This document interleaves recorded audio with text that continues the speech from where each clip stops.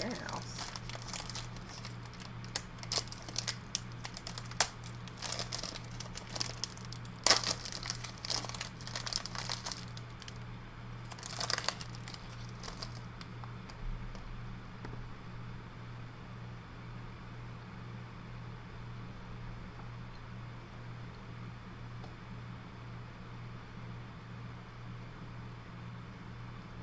What up?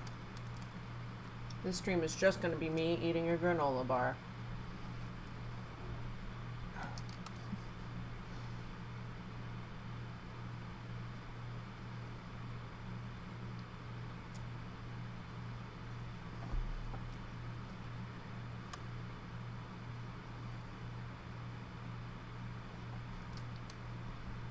Let's see.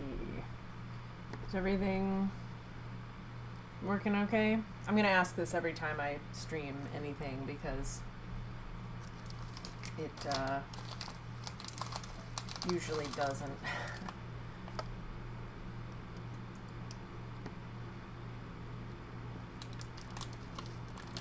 Ooh yeah, getting a good crackle from this Cliff Bar.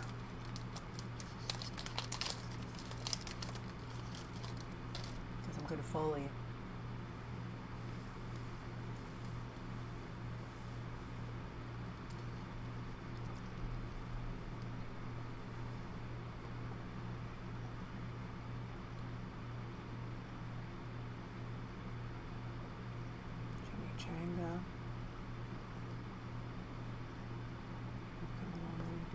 Have I?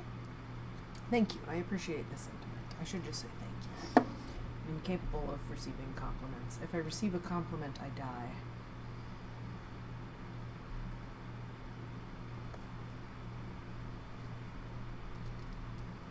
Okay, cool. Yeah, let me know if it starts to lag or anything like that. I still don't really know what to do about the fact that the stream overlay does not totally keep up with the actual chat that's happening on the side there. So, you know, that just is what it is, I guess. But yeah, okay. Well, I'm gonna color some of Welcome to Hell 2 today. I've been doing that on and off. I'm trying to stream like once a week. Some weeks I do it, and some weeks I don't. Yeah. I keep like kind of working on other animation things. Like I'm working on this little, there's a thing I was posting on Patreon. It's kind of like an anime OP. Like a Welcome to Hell anime OP that I was working on, and I've like, when I need a break lately, I've been in a very animation mood, which is great, but sometimes I've kind of like also been working on that, which, you know, that will go up at some point as well. It's all Welcome to Hell related content, but I know realistically I should actually be working on the Welcome to Hell. So that's what I'm doing today. Unless you guys want me to work on the anime OP. Okay.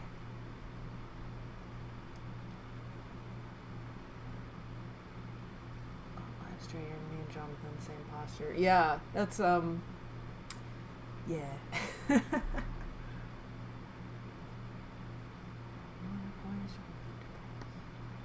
I've always thought of animating, but I feel like I would get tired of it after a while.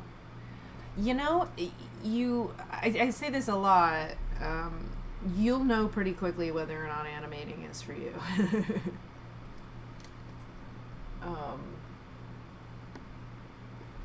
It's one of those things that you either are like, oh fuck yeah, this is amazing, I love this, I want to do more of this.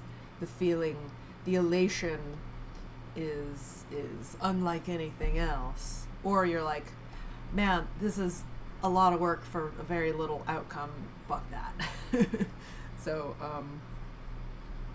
if you do try it, I think you'll know pretty quickly whether or not it's your bag. I'm just gonna copy a little bit of sock colors. Do I have have a sock color reference in this file? No. Of course I don't know how you expect to get there.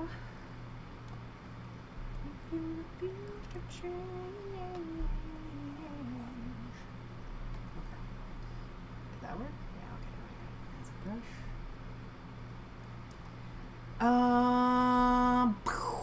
There we go. Color reference for Sauk.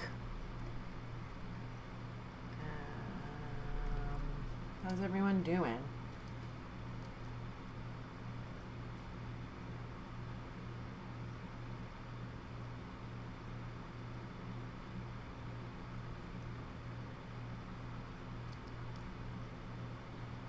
Oh my God, it's you. I get the sense from a lot of the chat comments sometimes that like people are like, wait a second, oh you like they don't like, and I don't really know. I don't really understand. I don't know, like maybe just because I haven't been like updating as much. Like, is it just a surprise to see me in your feed? But the "it's you" seems like, wait a second, I thought I like collectively hallucinated that. Like, it's you. It's interesting. I'm not complaining. I'm glad to see you say it's me. It is me. But yeah, I'm just like, it's just funny. I don't know what. I don't know where that's. People seem surprised. Let's see. Let me catch up on this. Jonathan and his poor posture.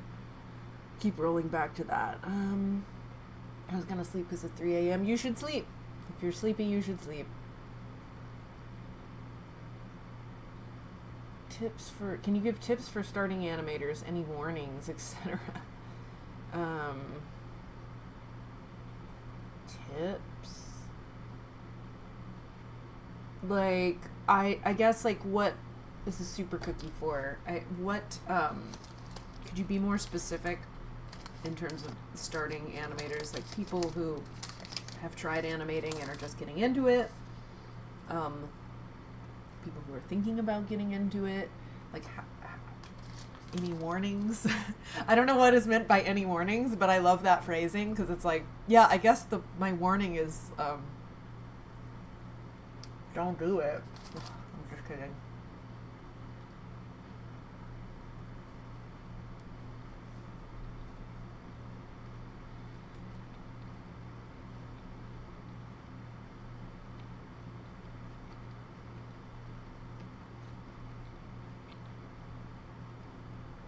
Alright, someone had a test today. It was pretty hard, but overall it was okay. Nice. I'm glad you did good on your test. And what topic? Oh, YouTube hides them. Yeah, that makes sense. Having some tomato soup. Excited to see this continue. Nice. Love tomato soup. How are you today, Erica? I'm good. No, it's okay. Your "it's you" wasn't bad. It's just funny. It's just like something you would say after you like see someone that you like haven't seen in a long time, and you're like, I kind of remember you, but what is your name? Oh, you. Like, it's funny. It me. It's you. It's me. I don't know. Did I accidentally reference something? I'm sorry. Oh, did I accidentally reference Five Nights at Freddy's? I'm sorry. I don't know. I'm just saying words.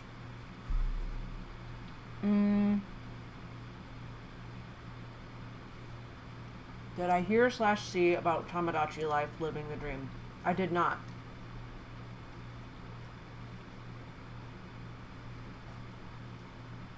I guess fill me in on it. The software is TV Paint. It's an old version of it. Also, I have it kind of cropped just to like the workspace. So, I mean, you can see a little bit of the toolbars and stuff, but that might be part of why it looks unfamiliar. And also, it's old. It's an older version of TV Paint, so, you know, the UI is a little 90s looking.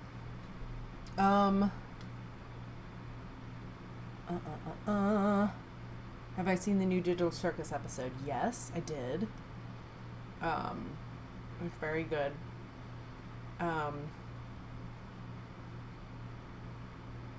Learned part of Sunshine Your Love on my bass. Nice. I don't think I know Sunshine Your Love, but I'm glad you've learned a thing on bass. That's cool. Ain't it spring break? Oh, is it? That makes sense.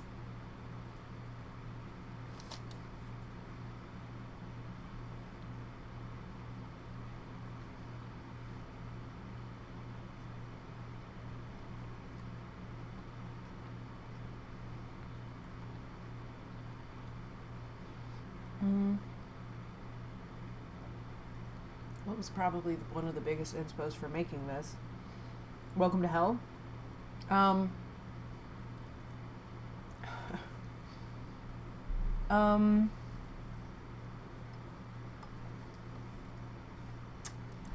don't know.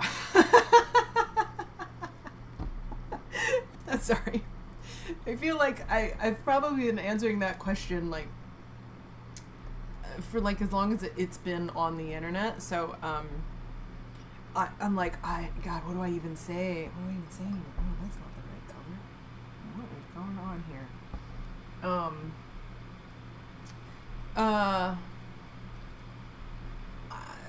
I don't know. I mean, I guess, well, the inspiration for the first film it was based on a comic that I was making at the time. You have to make a film when you graduate college for filmmaking or animation. And so I wanted to like adapt this comic I was working on. And what inspired the comic, I guess, was like, if we're just talking about the act of making a thing, I don't know if you mean like I'm kind of answering like inspiration for the act of having done any of this. I started making the comic because I got accepted into art school, and I thought like, oh man, I've always wanted to make a comic, but I haven't been confident enough. But I'm like a good enough artist that I got accepted into art school, and I got like a scholarship based on my portfolio. So like, I'm good enough to make a comic and post it on DeviantArt. And then like the idea for Welcome to Hell is just kind of something I had been wanting to make like since I was in high school. Maybe even earlier than that. It's definitely like an idea that I've had since I was a teenager. I wanted to do something about like a kid that was like, or a guy that was also like, that was like kind of a creepy little murderer, and like also maybe he's dead somehow, like he's a ghost or he's undead in some way. I just like but then I'm like, but then what? Like, okay, what does he do? Okay, well, there should be someone who's like alive. Maybe he's haunting a guy, or he's like assigned to a guy, or for some reason, you know. And it all kind of like, I guess, came from there. I just like I like a dark comedy. I like a supernatural kind of thing. I don't feel like there's enough like supernatural stories are usually horrors. I mean, or now they can be romances, but like I don't know, there's just like not enough supernatural buddy comedies or whatever. So I guess that was kind of my drive. It's just like, oh, all of my favorite stuff is like kind of spooky, like kind of creepy, but I want it to also be kind of fun and very character driven. Yeah, I don't know. Unless you want me to like list like actual things that have inspired me, I can do that as well. But that is sort of the general inspiration. Let's see if I can catch up on the stream.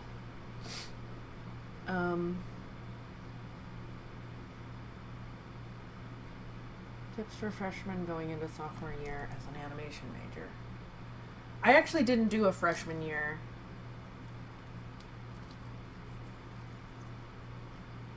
I was a mysterious transfer student. I transferred in as a sophomore to the animation major, so at least at my school,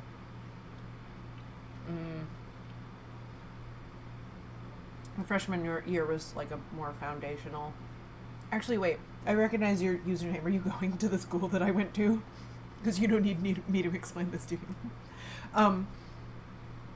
But yeah, I just remember I need the inside of Sock's goggles color. I'm doing that in this scene for some reason. I don't normally. I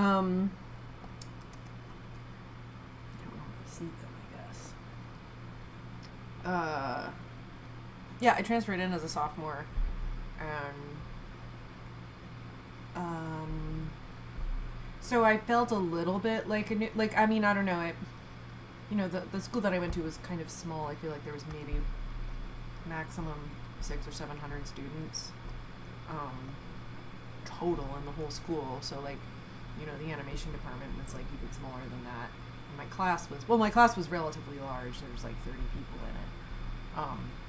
But I don't know. I guess my advice would be like,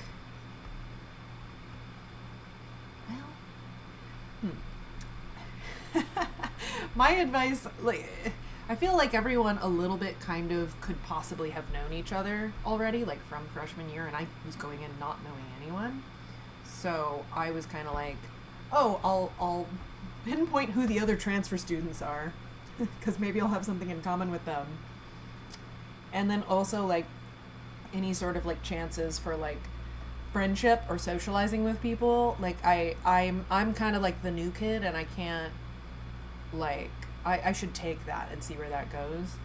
Like almost immediately, like, there was like a bunch of little, let's call them cliches, Jesus Christ. A bunch of little cliques, I guess, in our school.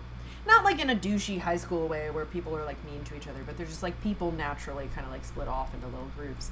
And the clique that like immediately like honed in on me and like tried to like recruit me into their clique was like the Weebs. And at the time I felt like I was too good for anime. Like I'm done with that chapter in my life. But I was also like, well, I can't look a gift friend in the mouth. So so yeah, I became friends with the Weebs, and that was a great decision, and I love those guys, and anyway, I don't know, be cool, be nice, be friends with people, be approachable and helpful.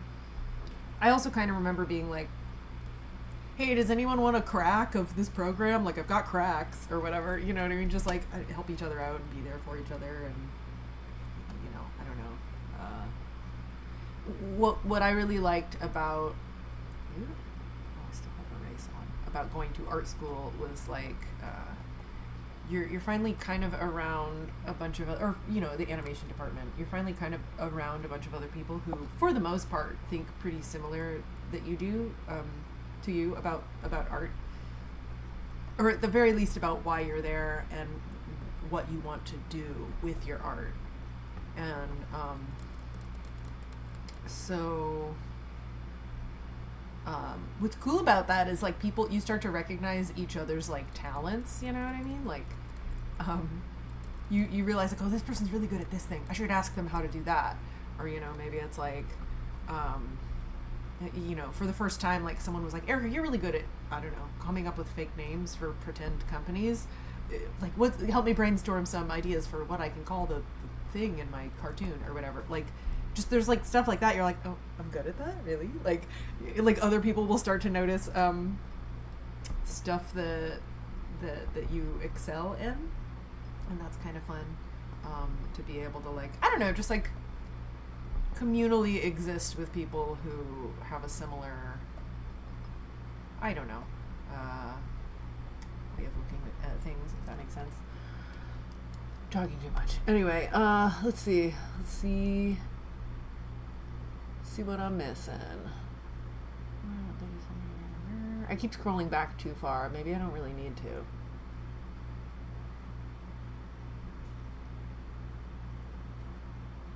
Okay, I know what the game is. The Tamagotchi Life, but I didn't know. Oh, they didn't have gay people for a while, but now it does. Okay, the update is they added gay. They patched in gay. Hell yeah. Love wins, you guys.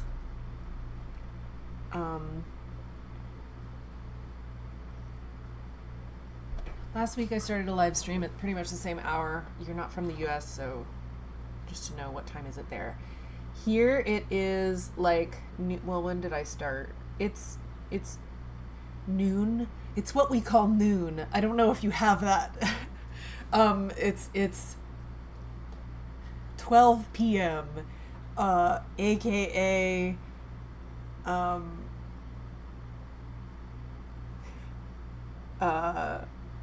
I guess it's still 12. It's 12, right? When does our... Because everyone else does the 24-hour thing. It's 12... Oh my god, I'm too stupid. I'm too gay to do numbers right now. Sorry, guys. That would be... Wow, I used to, like, think in military time because I worked as a mall cop for a bit, and now I can't. Oh, whatever. It's 12 p.m. here. So, yeah. I don't always necessarily, like, my plan was not to stream at 12 p.m. I just kind of happened to. I was actually going to stream earlier today because I woke up earlier. But I don't know, I kind of put it off for a bit, just like, I don't know. I waffled about whether or not I was going to stream. So I don't have like a designated time, but I do, if I am going to stream, it's probably going to be around sometime in the morning between like 10 a.m. and 12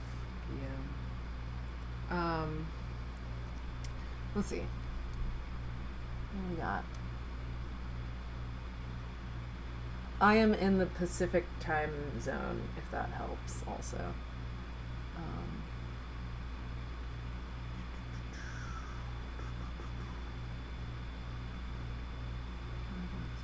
Is the best place to watch creators such as you other than YouTube?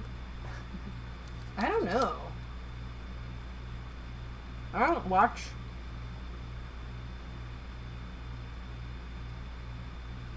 creators such as me.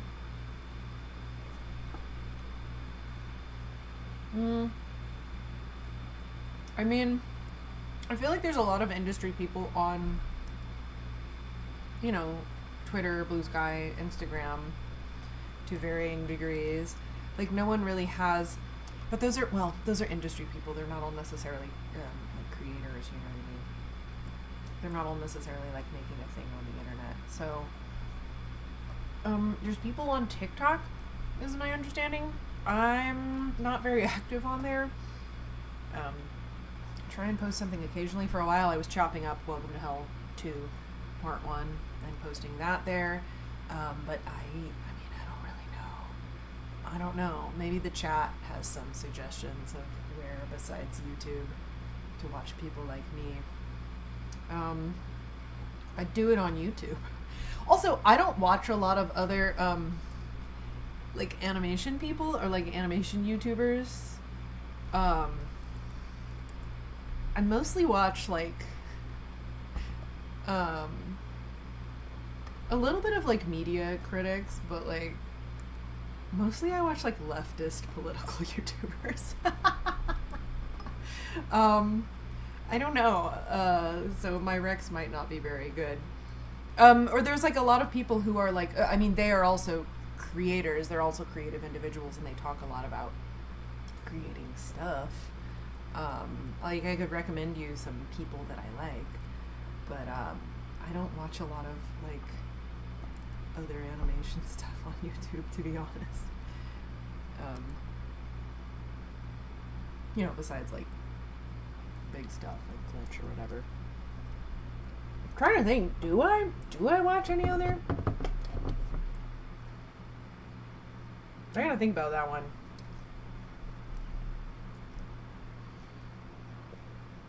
Oh, it's by okay.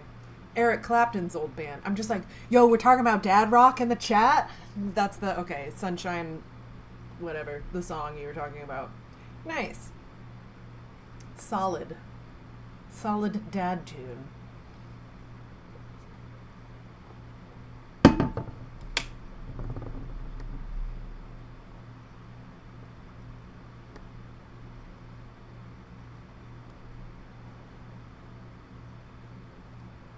Is Jonathan in the chat? Is Jonathan in the chat? I don't see that unless someone has like a Jonathan username. It's really funny. I didn't catch that. We'll see.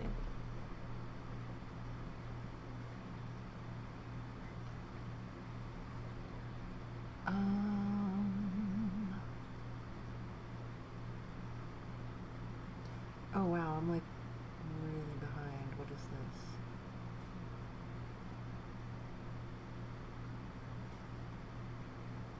Why does Hawk have weird fashion choices?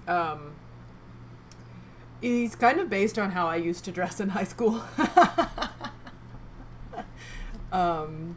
That's why I was going through when I was in high school, I had a real anti-fashion kind of period where I was just like, I'm gonna wear a bunch of crazy mismatched shit and it's not gonna make any fucking sense. It's gonna be like layers on top of layers and conflicting patterns and all this stuff. So that's kind of what his outfit is based on.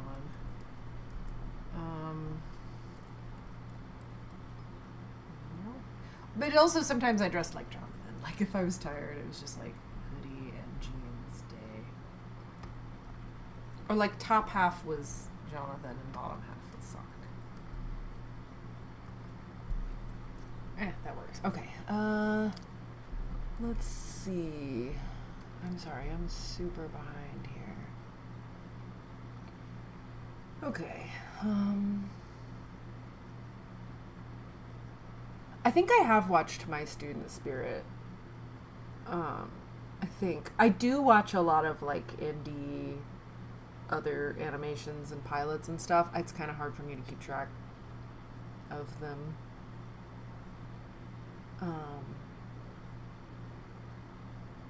If you don't mind me asking, why was the distance in time from the first upload of Welcome to Hell and the recent one been so long? I actually, there's a video on my channel called, I talk about working on Welcome to Hell 2 while I work on Welcome to Hell 2, or like explaining why I'm not working on Welcome to Hell 2 while I work on something like that, where I kind of like, I think it's a very thorough description of like what I had been doing since I posted the first film. But to make a long story short, like, you know, I graduated college, didn't have any money, so I had to move back to my hometown and get like a job that was not animation, and I was working that job full time for like a year and a half, I think, and kind of like maintaining. There was like a bit of a fandom on Tumblr, and I was interacting with them.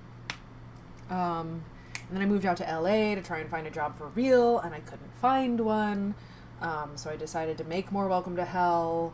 But you know, and I started a Patreon and all this, and like, but the Patreon wasn't like, it was like just barely enough to cover my rent on top of playing in a band on the side.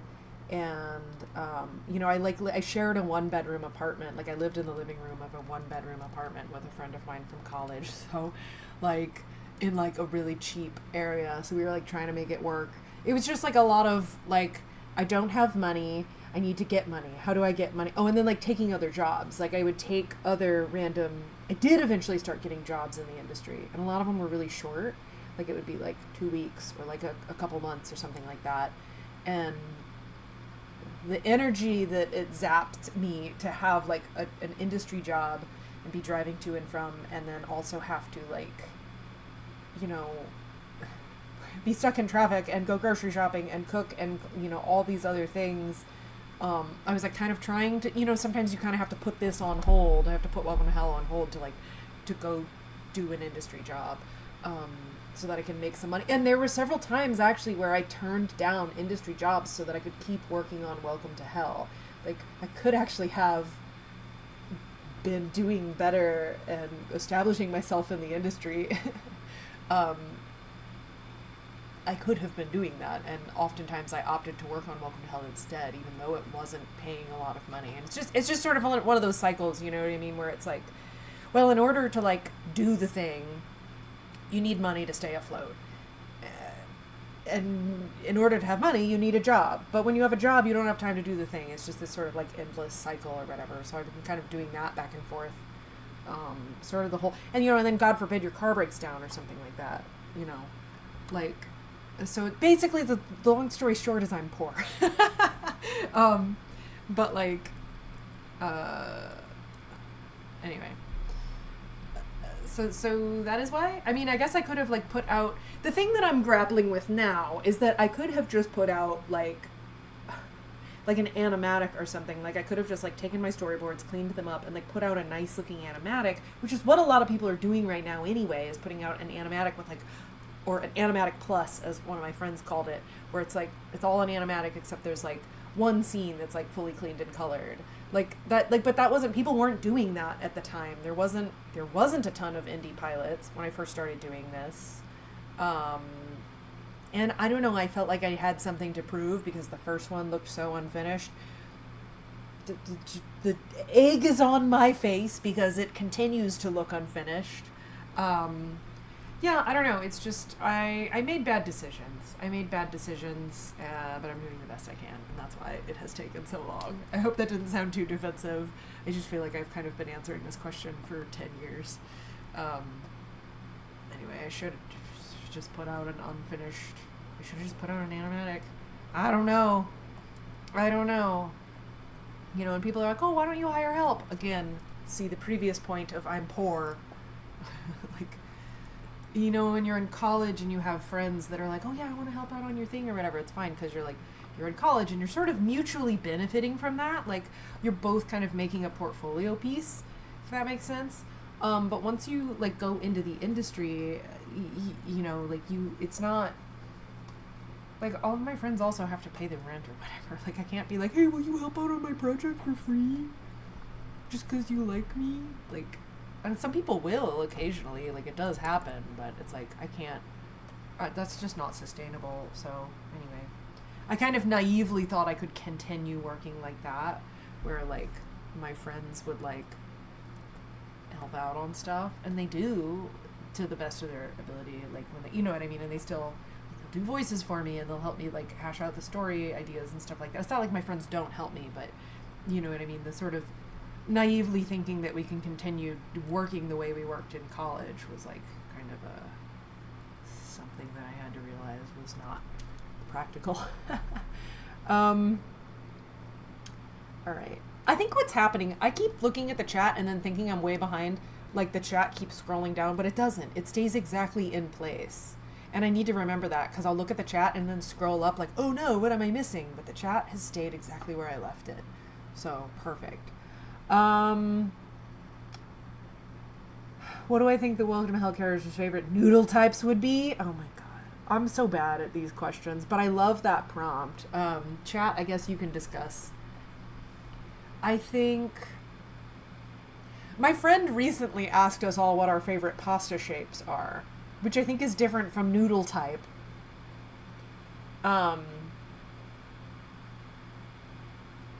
There's more variation with pasta shape than there is with noodle type, I think. I think that kind of thing is easier because I think, you know, Sock might pick a real wacky one, like the wheels, the ones that look like wheels or little bow ties. Farfalle, is that what they're called? I'm sorry, I'm answering for pasta shapes, not for noodles. I don't know. Also, are you talking like content, like what the content of noodle? Are you talking about like egg noodles, wheat noodles, you know, potato noodles, like, or are we talking about like size of noodle, like texture, consistency? We're talking about like chow mein noodles versus like curly ramen noodles or something. Like, I don't know. There's too many variations. I don't know if I can. You guys should discuss it. I don't even know like what signs the characters are, so I can't do their pasta or favorite noodle types. I'm not good at this. I'm a Libra, so I'm not good at this. I'm very indecisive.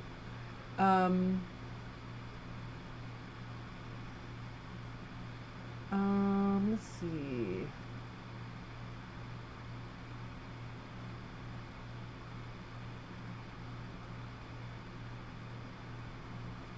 Let's see. Specific categories. Storyboarding. I don't know what that's referring to, sorry.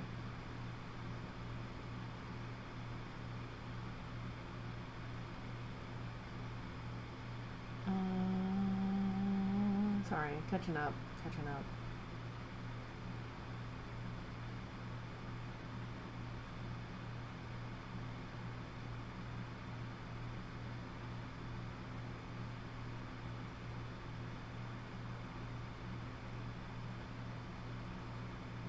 Patched again and be okay, yeah.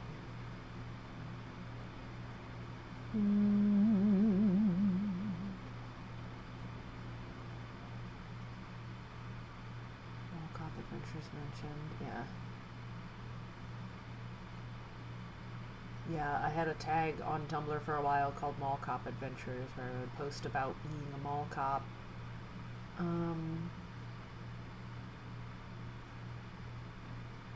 Okay, everyone keeps mentioning My Student Spirit. Maybe I'm behind. I did answer. I'm pretty sure I've seen it. So I don't know. Maybe I'm just like behind. Like maybe I'm reading the chat from before I said I had seen it. Let's see.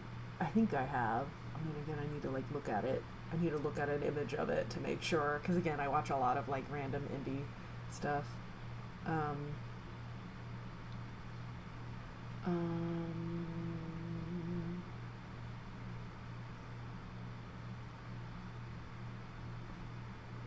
Squishy. Jonathan's gotta be an Aries. I think I've gone into too much detail with my characters to the point I probably know the favorite types of pasta. I work kind of the opposite. Like I know a lot of people have like they'll make character sheets or whatever where they're like, here's all their likes and dislikes and what they're allergic to and I'm like, that's not helpful for the story for me. That's like for me, I mean if it's helpful for how you write that character, I think that's you know, everyone's different, but for me it like I don't know if it really helps to know their favorite type of pasta. It's a fun exercise. I just like that's like the kind of thing that I think I'd rather figure out like on the spot, like if there's a scene where they're eating pasta or something, like thinking about like what I don't know what I might make it, or like it leaves someone else. I don't know. Like it makes me open to suggestions of like, oh, I think Jonathan's favorite pasta would be this because of this, whatever reason. And with like minor details like that, with details that I consider unimportant, I'm like kind of open to changing them or shifting them around. Like it's not helpful for me to know up front what their favorite pasta is, so I've just like never really thought about it. But that's cool if that's like, that's how a lot of people do character creation. That's totally fine. What am I going to say? Nope. All right.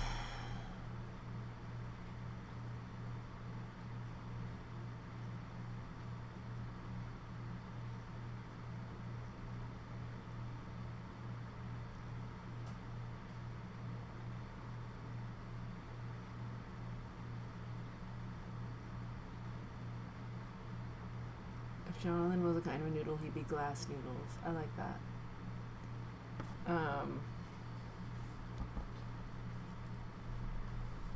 I like glass noodles. I like that for Jonathan. That's fun. Wouldn't Sock be glass noodles because he's a ghost and they're like kind of see-through? What kind of noodles would Sock be?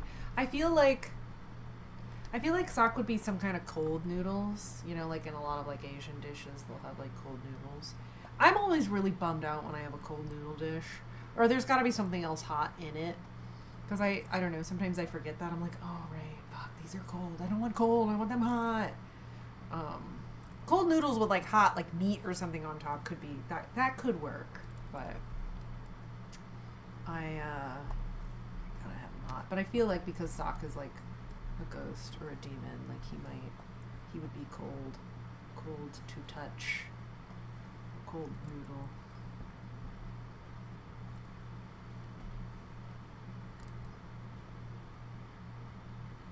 Wow, I said I haven't thought about their favorite pastas. Well, also, okay, we're talking about their. I guess I'm thinking more in terms of like what. This is an easier exercise for me. Like, what kind of noodle would the characters be? Is easier for me than what is the character's favorite noodles. Those are two different questions. But I feel like one of them is a little easier because it's thinking about the characterization of a noodle rather than like what would this character like in a noodle. Does that make sense? That's kind of unhinged, but yeah.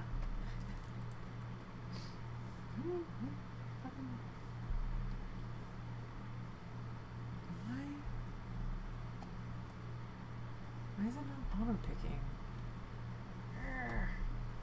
What is happening? What is happening here? Okay, it's on the brush, that's why. Okay. What?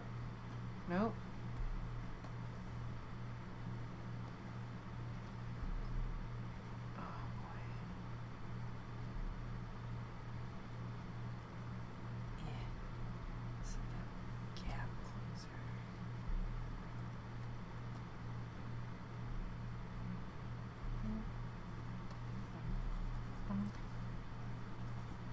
Alrighty.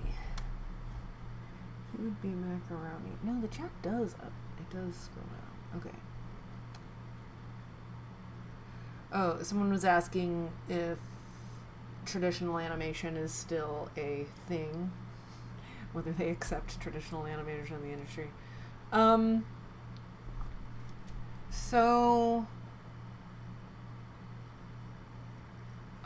a good dinner. Person in Italy. Ooh, that would be the person to weigh in on what kind of noodles, what kind of pasta everyone is. Sorry, my Italian friends have opinions on pasta, so I just assumed that you would as well. So, traditional animation, when you say that, do you mean pencil and paper or do you mean hand-drawn? I think when people say traditional, they mean hand-drawn on pencil and paper. I don't know. I mean, there is still there's not a lot. How do I put this? In the animation industry, for the most part, animator, for the most part, is not a job. It's pre-production, design, backgrounds, storyboards, revisions, whatever. Animatic editing and all that. And then it's, for the most part, at least in TV animation, it's like animated, the animation is outsourced, usually to Canada or Ireland or Korea. I think the Philippines, sometimes also, there's a lot of different places that, animation is essentially still outsourced. And then it comes back, and there's a process called retakes where you, fix the little mistakes and stuff. And at least in TV animation, being a retakes animator is kind of the closest you can get to being considered an animator. I've worked in retakes before. I've worked in retakes and storyboards. And when I talk to other storyboard artists, they say stuff to me like, oh, you're an animator. You're a real animator or whatever. Because most of them don't, actually animate. Not that they can't, but just that they it's not something they do very often and usually not always for themselves. I mean, obviously, people have hobbies and they can do whatever they want, but by and large, animation, the act of animating is not something that is a job you can have, at least in TV animation.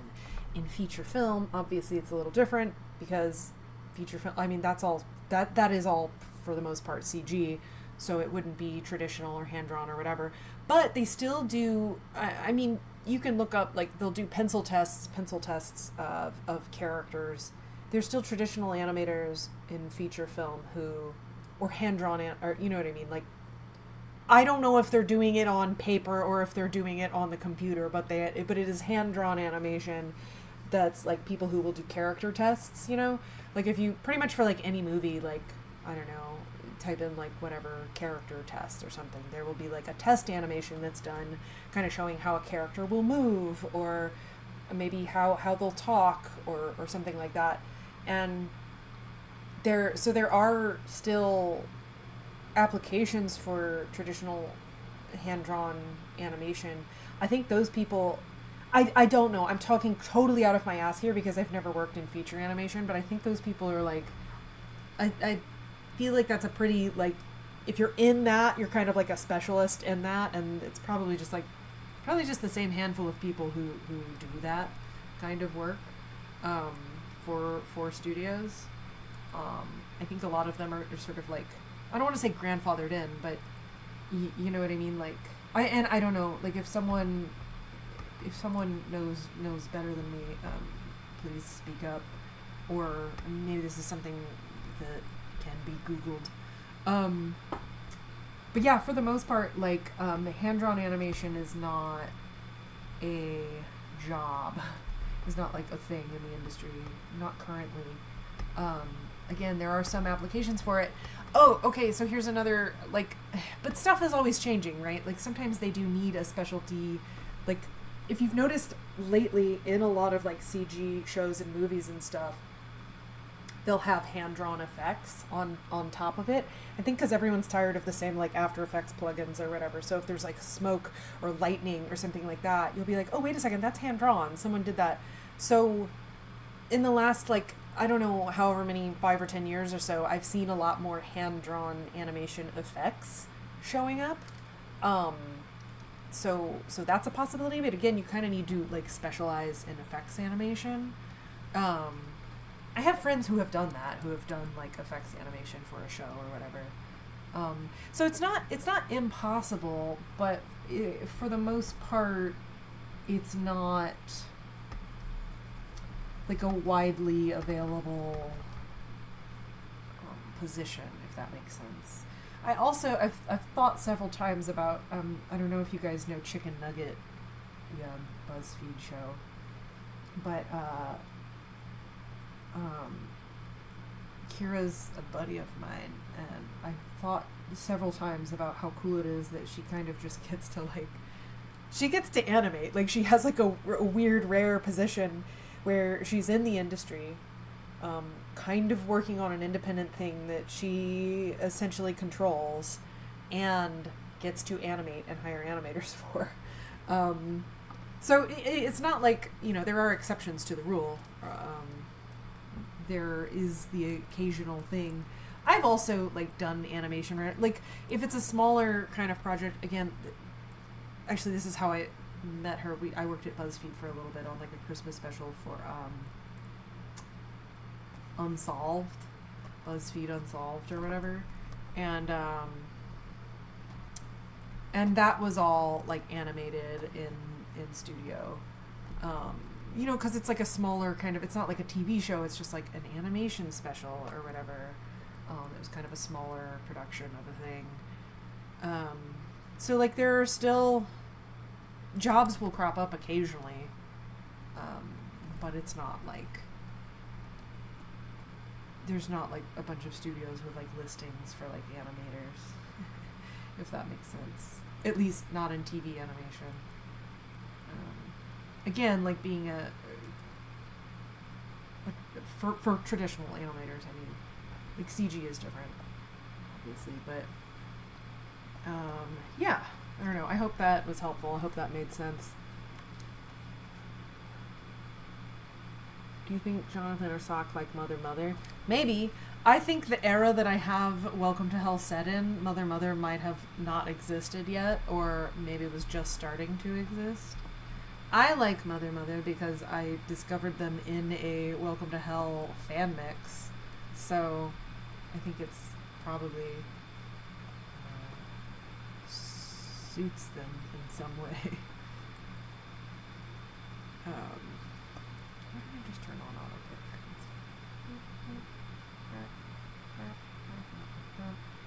Oh.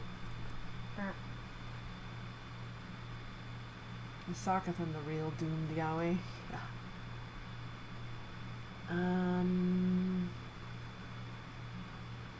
Sonic may be fettuccine. Okay. Fettuccine. Oh, I just lost it. It updated. Sometimes I'm like looking at the chat and it's like such and such mentioned, and I'm like, I didn't mention that. And it's like, oh, they must be talking about something that got mentioned in the chat. Okay.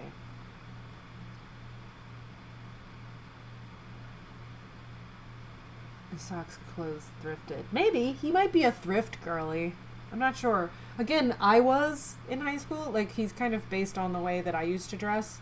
I was definitely like, wait a second, you guys. You can thrift the most insane looking outfit. I'm still a big thrift girly.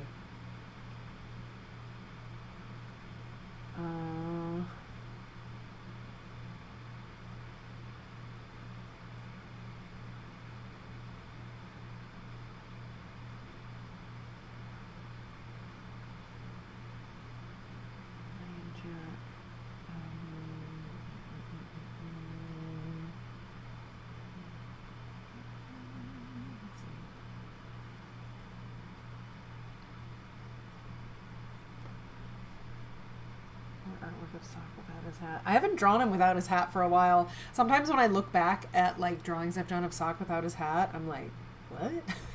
That's what it looks like? I'll have to do like a version of the model sheet where he has his hat off again.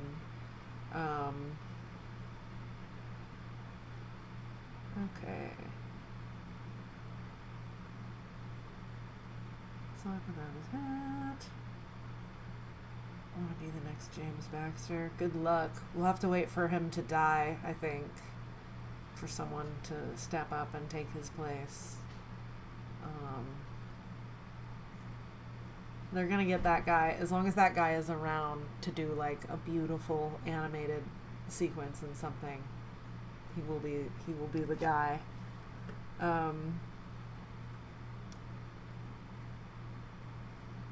Dude, I would love that. I would love to be in a position where I'm just like known for being really good at this like thing that no one does anymore, and people just like come to me and are like, we need you to do this one thing that you're really good at. Like, what a dream. Let's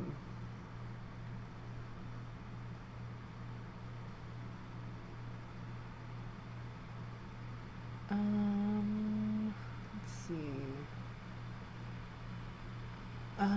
This person says, I really like Lil and Joan, or Jojo, and I wonder if they'll be mentioned in Welcome to Hell 2 somehow. Perhaps this question is no longer relevant. I do not know. This is Erica's first stream that I've watched. They're not going to be mentioned in Welcome to Hell 2, but I would like to incorporate them. Like, if I manage to make a third episode, I think they would be in the third episode. Let's see. Started making comics. Hell yeah, good for you. I love keeping an eye on your Tumblr and seeing the fan art you reblog. It's nice to see this animation still get fan art. I'm so behind reblogging fan art. I started trying to do it the other day, but I had to scroll back to like October. There's a lot of cool fan art on Tumblr. That's like where the fandom was like kind of situated for years. And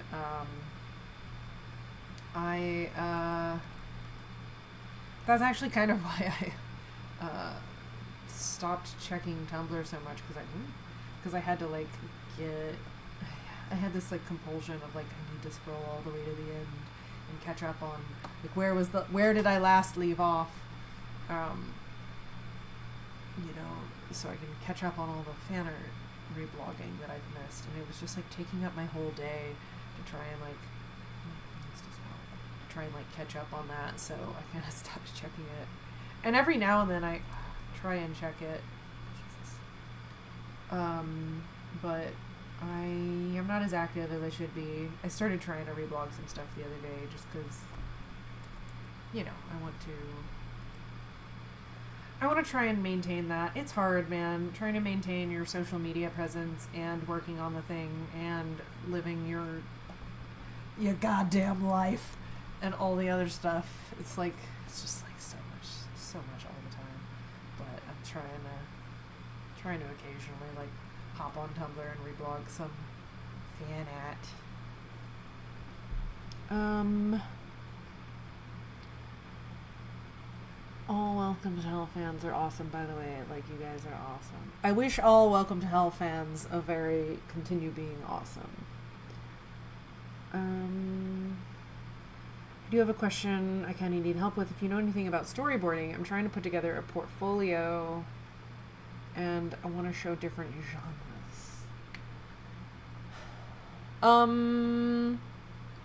Yeah, I would do, like, little... maybe not a full scene, but a really short scene or a chunk of a scene of whatever genre you want to do. Like, if that's like sitcom, take a clip from like a sitcom or like a podcast or something you like of like two guys talking and just kind of like storyboard that. If you want to do action, take some audio from something that's action oriented and storyboard that. I mean, yeah, I would just do one little clip or scene, like a short scene from each genre that you want to do. I mean, if there's one genre that you are more focused on than others, then maybe like do a little more for that one. But definitely like you're gonna get hired for the things they can see that you're good at, you know what I mean? So, like, a couple times I've been like, and I don't know if this has actually helped, but a couple times I've seen like a job listing for something, and I'm like, oh fuck, I would love to work on that. I don't have anything in my portfolio that looks like that, you know? So I'm like, shit, I gotta update my portfolio with something that looks like that, so they know I can do it, you know? Because you might know you can do it, but like if it's not in your portfolio, no one else is gonna know if you can do it. So, yeah, I don't know. I would do that. Just pick whatever genres you're interested in, storyboard a short little sequence, like maybe under a minute, and just like, and post that. And also, like, on your portfolio, like, make everything very easy to find. A hiring manager does not want to have to dig. So if you have like, you never just send them like the link to your homepage. Like, send them specifically, here's my storyboard page, or here is, if it's for an action story, like an action show, send them specifically like your action scenes or whatever. Like, don't make them sift through all of the other stuff. You know what I mean? Like, be as specific as possible, because the least amount of someone else's time you waste, the better. Like, the more likely they are to just be like, okay, great, cool, this guy fits the bill, you know. That would be my advice.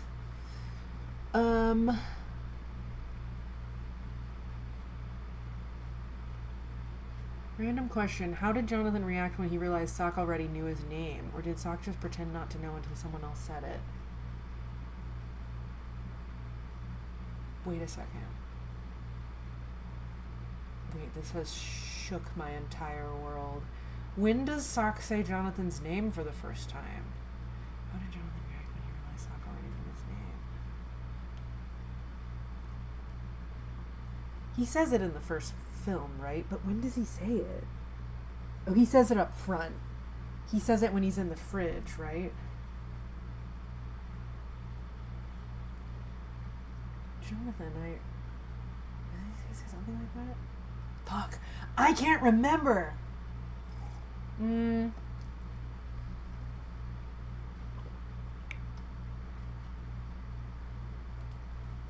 I guess they introduced each other I guess they said their names to each other off screen. Wow, that's a really interesting question. So I don't think Sock just like magically knew Jonathan's name. I think what I was trying to imply was that they have now had enough conversations with each other to know each other's names. I mean, Sock did already know his name. He received a file.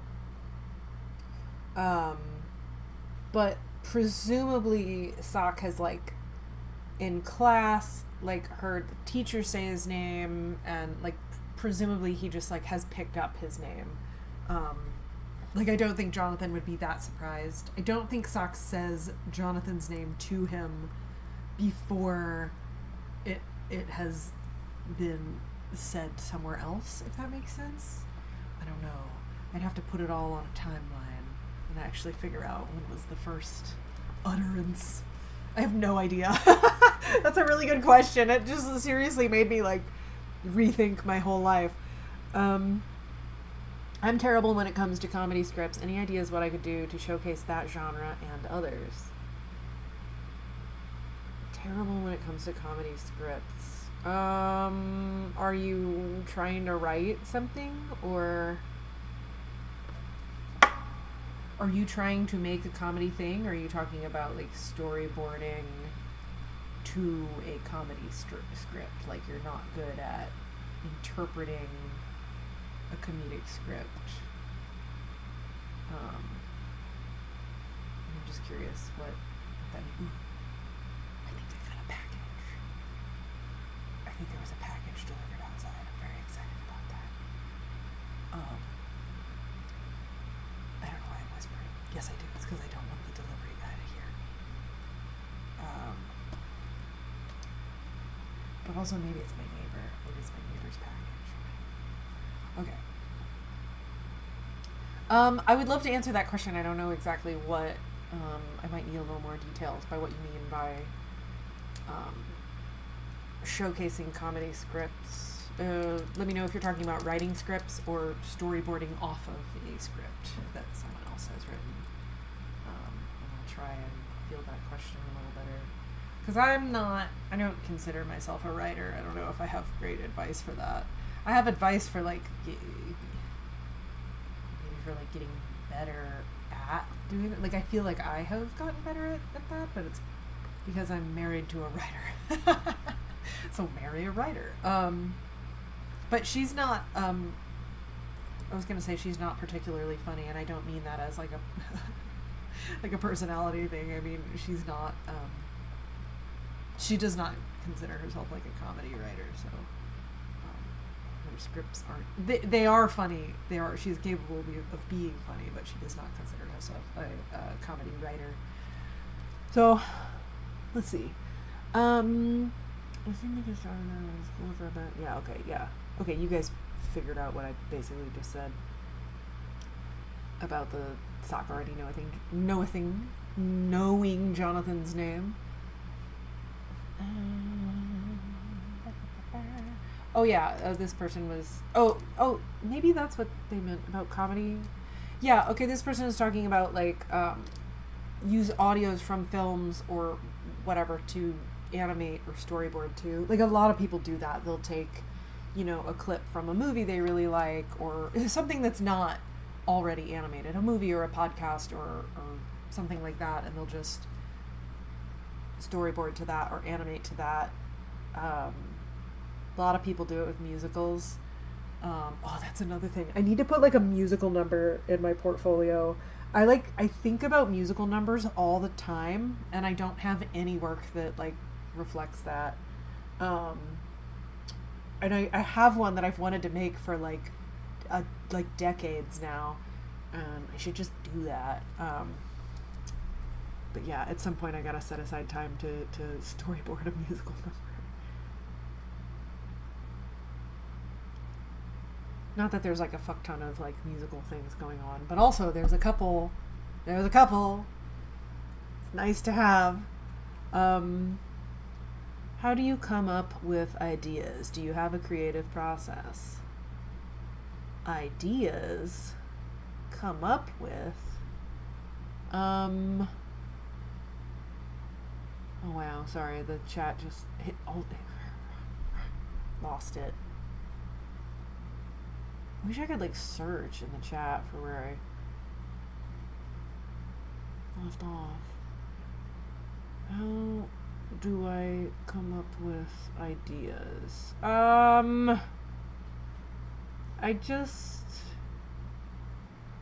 I think about things that I'm interested in, things that I'd like to see, or things that I wish I could have seen, or that I wish had existed when I was younger that I would have liked. And those are the kind of things that I want to create. It's literally just like a artist version of be the change you want to see in the world, or whatever, you know, like make the art you wish someone else was making. Make the art that you wish to consume, that you wish to engage with. Yeah, I don't know. And I mean, I have a lot of, or like, another helpful thing for coming up with ideas is like making a list of kind of like things that you're interested in, and then like maybe picking two or three of those things and seeing how you can combine them into an idea. My wife and I did that. We did a project during quarantine together that I think is really good, and that I would like to continue or storyboard in some way, but it's like a prehistoric magical girl thing. And like I really like the idea of stone punk. Like I think besides the Flintstones, we don't really have anything. Like I like the idea of like, what if there was cool, like we've been anatomically modern humans for like a really long time, and there's not a lot of stuff that's set in prehistoric times unless it's like a survival thing. Like almost all prehistory media is about like survival. Like people can't comprehend that that humans back then were doing anything other than fighting for their lives. But it's like, bro, we have been making clothes and jewelry and art and having rituals for like thousands and thousands and thousands of years. And anyway, I'm very fascinated by all of that. And I was like, what if Magical Girl? Like, what if... Because there's like a... at the end of Madoka, I think, they're showing like there's a sort of not montage, what do you call it? There's like sort of like all magical girls across all time have been like... have accepted Madoka as their lord and savior and been eased from becoming witches or whatever. If you've seen Madoka, this makes sense. And you see these different like historic, like, oh, like Joan of Arc or whatever, like you see all these different types of magical girls throughout history, and I was kind of like, that's fucking awesome. Like I really like the idea of taking a very modern genre and like grafting it onto like a way older like period. Anyway, I don't know. There was other elements to it as well, but it's just, you know what I mean? I was like, I like stuff when I was a kid that had like fucking power crystals in it. I want there to be colorful fucking crystals that have magical powers, and I want there to be the, you know, so like we were like talking about ideas that we really like, or she was like, I really like Pokemon. I really like the way that Pokemon is set up, and then in episode 1 this happens, in episode 2 this happens, and the way they introduce all of the characters and the information is very, so we kind of like structured it around that, right? And it's like, oh, and you know, I like a collecting thing. I like you know, they have to go find the shards of the thing. Like it's very Inuyasha, you know, or whatever. Like just thinking about things that you like and sort of combining them. Obviously, there's such a thing as combining too many things and making it like just like incomprehensible. But anyway, yeah, I don't know. That's maybe some ideas for coming up with a thing. Make a list of what you're interested in. Or like my wife does that all the time. You know, she had another one that was like, she's really interested in like alien stuff right now. She's really interested in roller derby, and she's also really interested in the 70s. So like she came up with like a concept that's like, it's an alternate version of the 70s where like we've made contact with aliens, and so it's like sci-fi 70s roller derby team. Like, you know, I don't know, like you can just kind of take things that you're interested in and be like, boom, idea. Like it has to be things you're interested in. It can't just be like, whoa, wouldn't that be cool? Like, you have to actually be like, I think, driven and interested and motivated in making the thing. Yeah, I don't know. Okay. Hopefully that was helpful.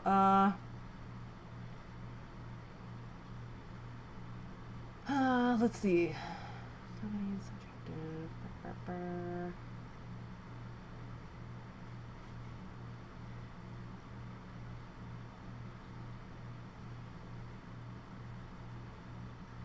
Oh, just out of curiosity, how did Kalen Whitfield / Jazzlight come to voice Shadowthin?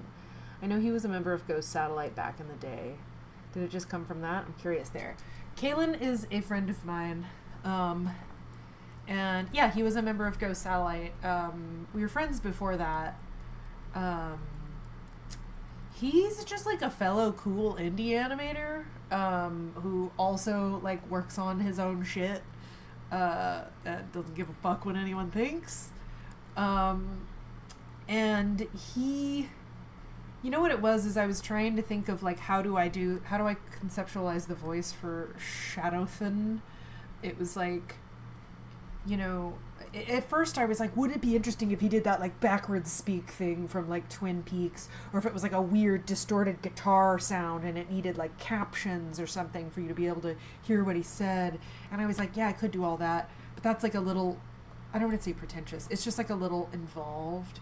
And I was like, he kind of just needs to be like I'm literally doing the like talking to your shadow self storyline here, which is like very self-indulgent and very anime and very, dare I say, cringe. And it's like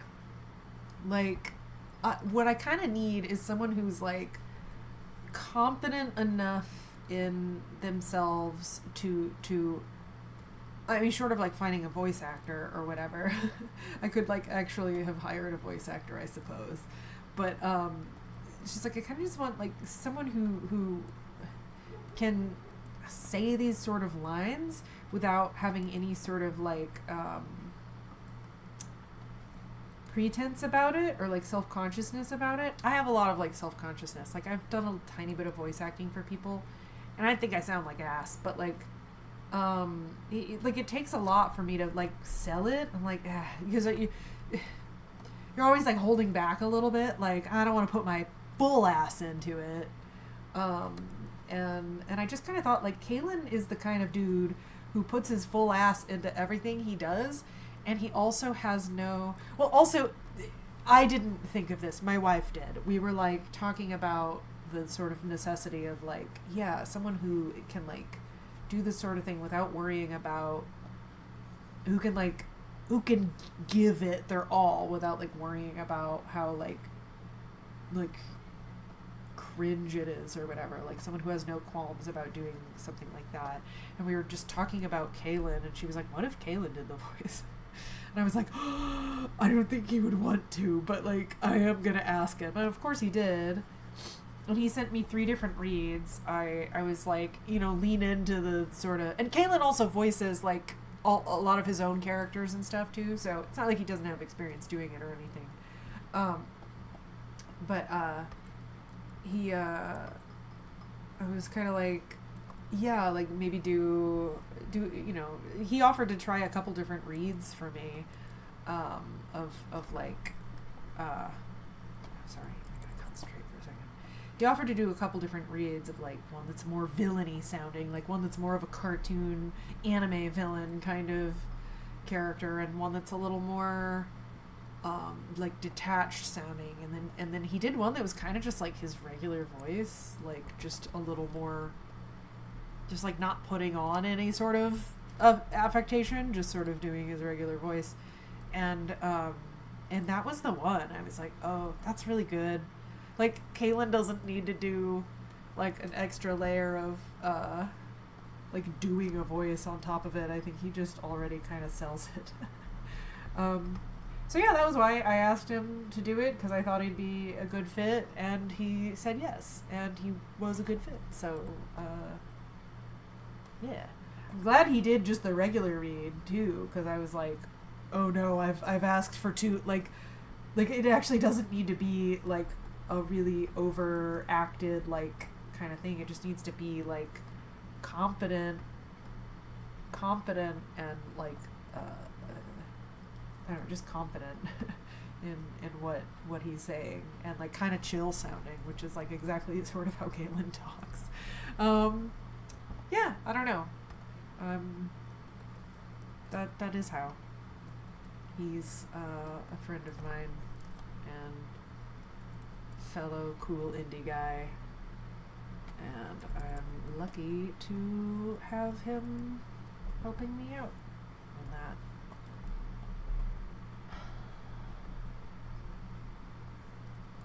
Let's see. Also, yeah, if anyone wants to check out his stuff, he is also on YouTube. Jazzlight is the username. Let's see. Erica, do you listen to the Crane Wives? I love them. I don't think I know them. I could look them up, but no, I'm not familiar with them. This person says, I'm a little confused about which years Love and Hell takes place. I haven't said what years, but like in my mind, it's kind of somewhere in the early 2000s, maybe like 90s or early 2000s. Just because that's like early 2000s is when I was in high school. But I've also been deliberate about like not saying what year it is, because I kind of want it to be, it can kind of be any year. Like there's certain things like, you know, Jonathan's always listening to his headphones, but like I kind of want to do this like ongoing joke of you never see what the device is that he's listening to. It's always in his pocket. So like it could be a CD player or a Walkman or an iPad. Jesus Christ, I'm a boomer. You know what I mean? Like it like you never see what the headphones are connected to, so you don't necessarily know what year it is. Yeah, I don't know. It's technically, it's not in any specific year right now. But the more I think about it, the more I think it kind of makes sense if it's like the early 2000s, the late 90s or early 2000s. Okay, let's see. Wondering if you might make any more merch. In another stream you mentioned keychains. Yeah. I've not heard of ACG Goods. I was going to do my keychains through the company that everyone does their keychains through, which is called... Oh my god, what are they called?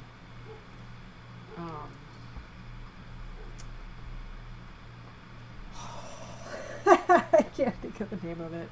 There's like one big... Vogue Race, that's the one. I was going to just do them through Vogue Race. I have some keychain designs that I'm working on. I just sort of stopped because I was like, shit, I gotta work on Welcome to Hell 2. Maybe I should do that for a stream. Maybe I should just like finish up the keychains. I have a sock and a Jonathan design, and I was kind of like midway through a Mephistopheles one. Also, like the pins are back in stock. The sock pin was out of stock for a while, but it is back on my big cartel. I've been meaning to post about that. But yeah, I've been meaning to do just like another round of like random merch. I think that would be cool and helpful. I just need to order them. I haven't yet.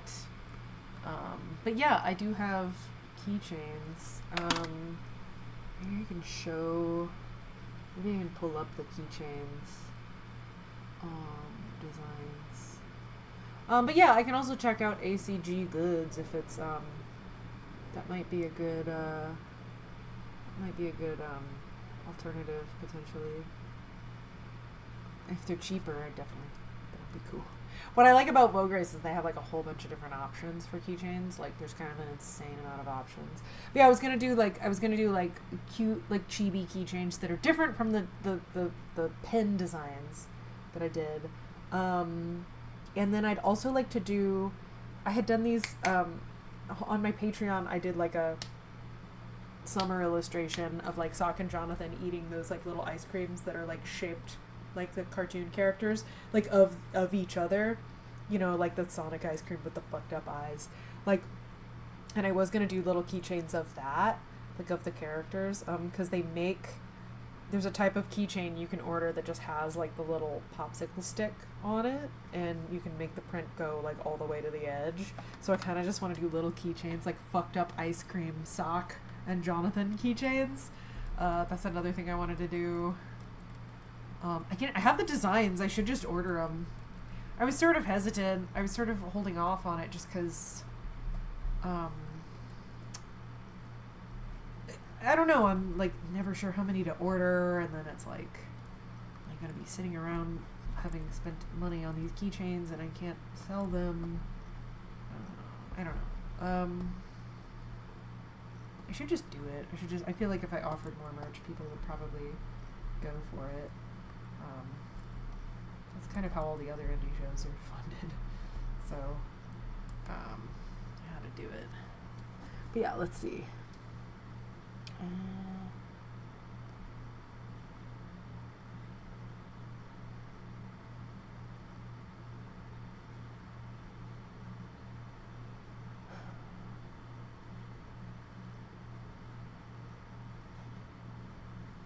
Do you cut your hair yourself? It looks cool. I do, actually.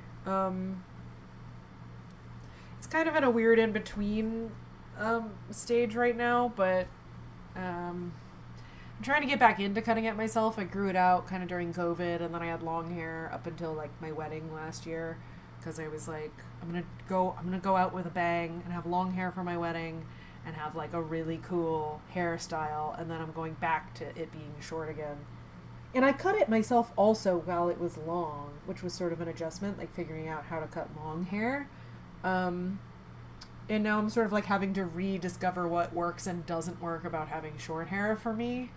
And I'm also realizing that like it's largely dependent on like your environment. Like I thought my haircut was really, really working, and then I went to visit my wife's family in Oregon, and it's just, it's humid there, it's wet there. And I was like, dude, my hair looks like ass. Like every single day I couldn't get it to like do the right thing.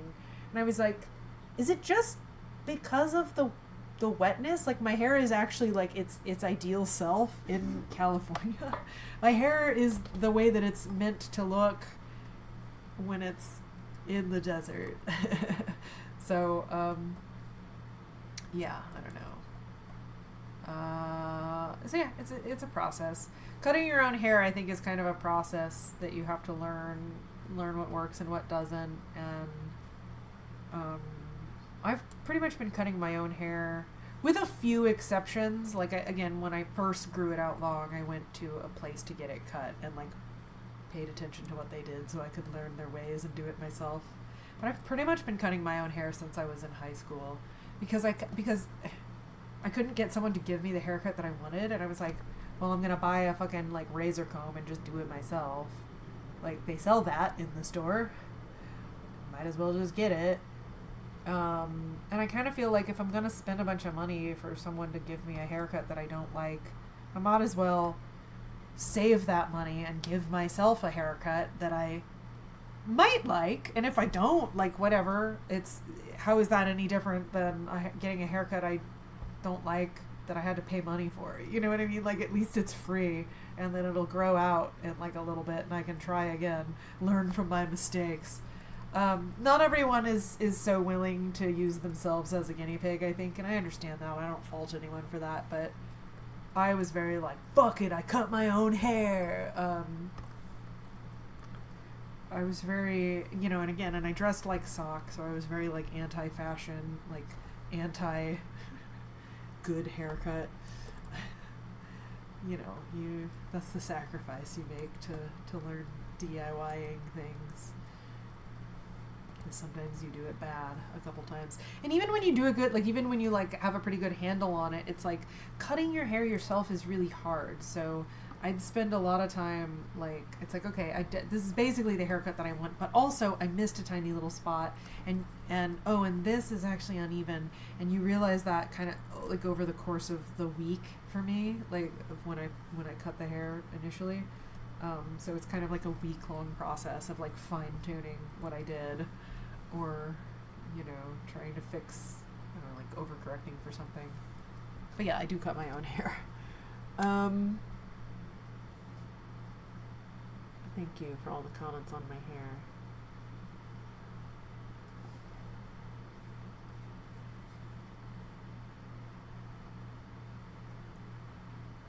This person says, I don't know if I ship Jonathan and Sock personally, but I think it's sweet that Sock is an unempathetic person and now they really care about Jonathan despite being tasked to kill him. But I don't know if it's romantic. You know what I mean? I think that's totally valid. Like, I've had a lot of people, not a lot of people, but the occasional person be like, I actually don't view their relationship as anything other than, like, platonic.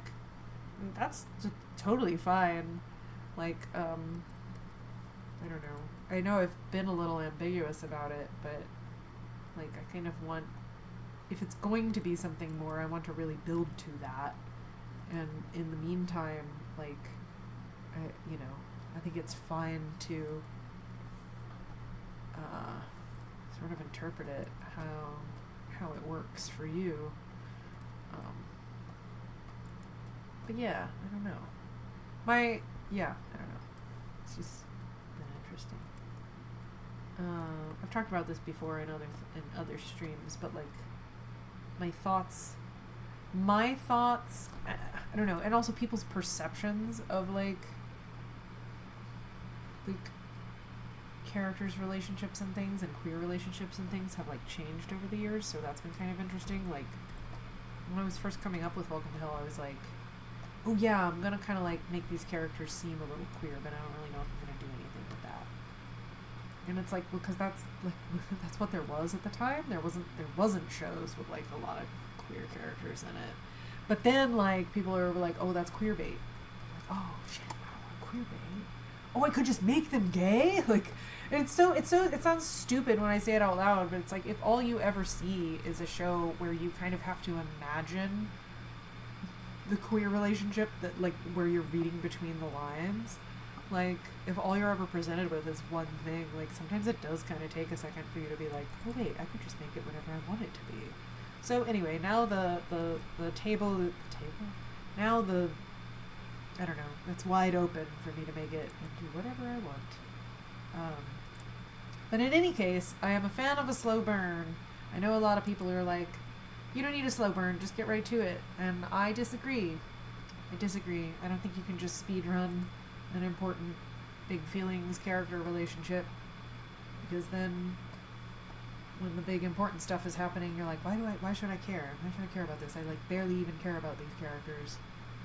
So anyway, I'm just taking my time with it. Oh. That's not filled. Okay, what else have we got?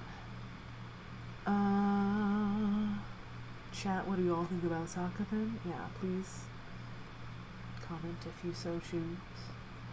How do you know?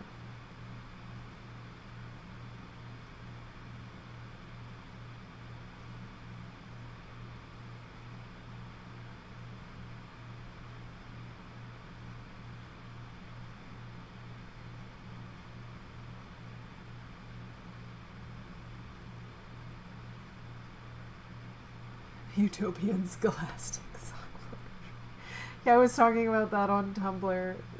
Someone had done like a, what is it called, Fruitiger Arrow, like image of the sock plushie, and I don't know, I was thinking of Fruitiger Arrow is fine, but I think I'm all about Utopian Scholastic, if we're talking internet aesthetics. Well, it's so interesting that they call these like internet aesthetics, because they're based on like real life aesthetics. But you know what I mean.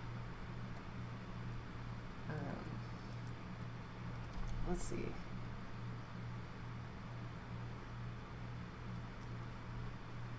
Oh, cool. This person, Oliver, says, I found Welcome to Hell when I was in 5th grade and I fell in love. I realized you could study animation through thesis films like yours. Now I'm in college studying animation. Thank you, Marianne, because of you. Thank you so much. I appreciate that. I'm glad you discovered something that you want to do and that brings you joy.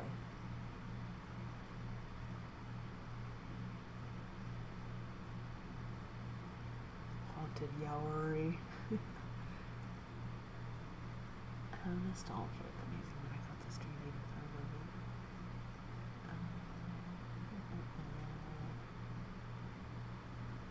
I called my guinea pig Sakathan. That's cute.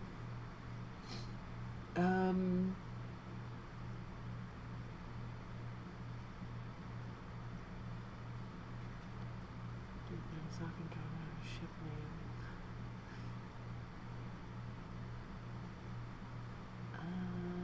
Let's see.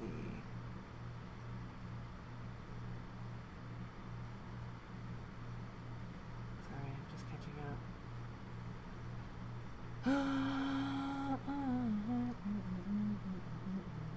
Wow, I'm really behind. Sorry.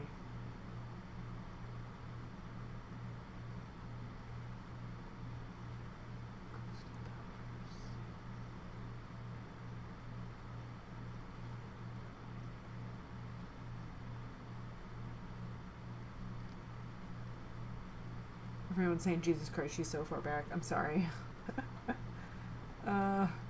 It keeps looking like it's going to be the end of the chat, but then it keeps going.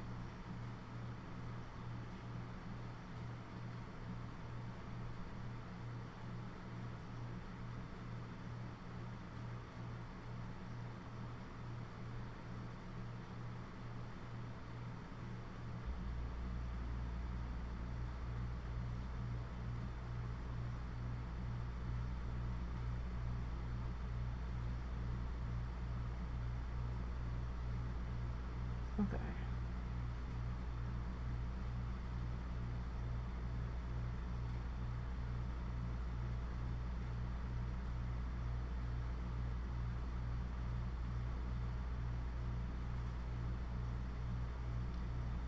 Erica, do you have a TikTok? I do. I think it's Erica Wester. I think it's just Erica Wester. It'll have, like, I don't know, my same logo that I use on here, probably. I don't post there very often, but I do have it.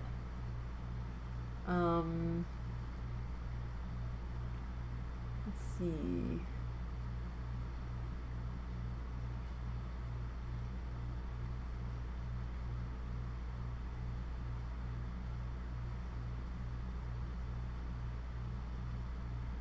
Someone asked what got you into animation. I guess I could talk about that, but I'm gonna try and catch up first. Do you think I can explain where I'm at in progress? It's been mostly coloring in the last couple streams. Okay.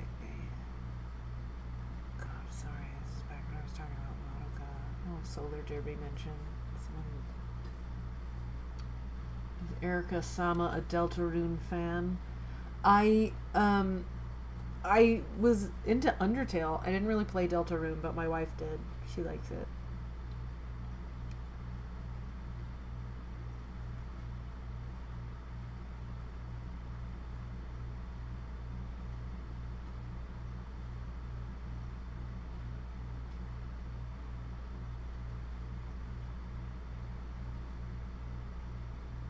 Six, 7 people in the chat. Nice.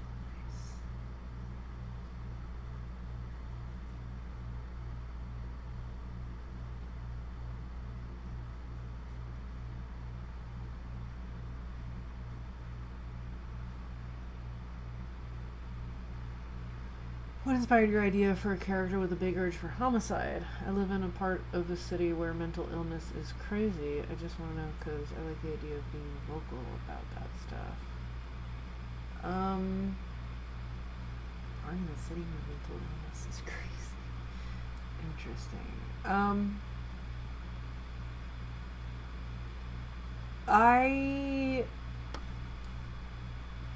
Again, I liked the idea of, like, I was saying earlier in the stream, I like the idea of this character who was, like, kind of, like, evil in some way.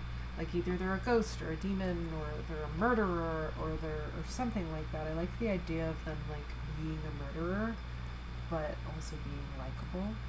And I guess I kind of wanted to, like, toy with that. It's like how... at the time I was kind of interested in, like, how do I make a character like this who's got kind of a dark backstory, but still make them likable. I was sort of interested in like seeing if that was possible. And again, I was like in high school, so I didn't know how to do anything. I mean, I'm being, you know, facetious, but I don't know. It was just something I was kind of interested in. Is like, can this character be both things? Like, can they have some sort of fucked up past or backstory or whatever, and still be kind of a fun, weird little twink? So that was sort of that. I have not addressed what, if any, mental situation Sock has. I don't necessarily plan to address that. I don't know, I feel like that would get really muddy if I was like, oh yeah, Sock has blah blah blah, because then it's like, are you saying that people with blah blah blah are bound to become serial killers? It's like, well, no, I'm not. Like, like, I don't really want to. I don't think I'm really qualified to like dive into that. He just sort of that was the other thing sort of about the character is I thought I liked the idea of having a character that was like these kind of two different very extremes. Like, I don't think Sock is a realistic character. I don't think Sock is a realistic portrayal of someone with homicidal urges or someone who, you know, like, I think I kind of wanted him to be this like combination of a bunch of different things that I realized is just not very realistic, and that was sort of the point. It was just sort of like, how do I balance those things? Sort of an exercise in that, but he's not like meant to comment on that actual sort of aspect of like a mental illness or anything like that. Like, he's not really meant to be a realistic portrayal.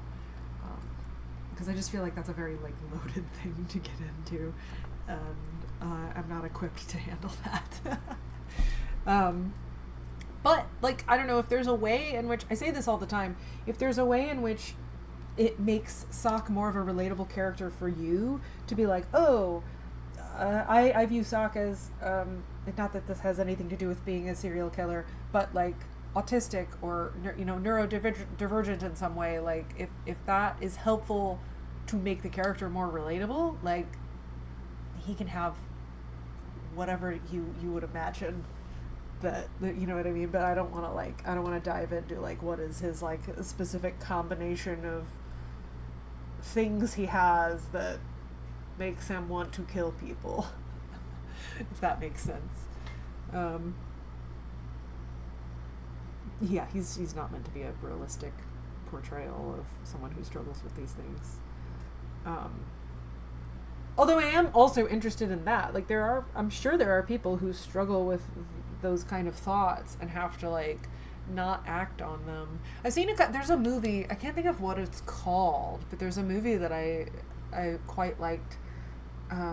It's about a kid who like has homicidal tendencies. He sort of struggles with it. I think he works at a morgue, or his parents own like a morgue or something like that. And there's murders happening in their town, and he's like trying to track down this murderer because he also kind of has that instinct. It's kind of Dexter in a way, but it's like with a kid. And I thought that was very interesting. It's a similar thing where you're like you're on his side because he has this sort of thing in him, but he's not really acting on it, and he's trying to use it for good in a way. I cannot remember what that movie was called. I need to look it up, but I think that's an interesting concept, I guess. And I'm sure there are probably people like that. I don't know. I can't speak to that personally.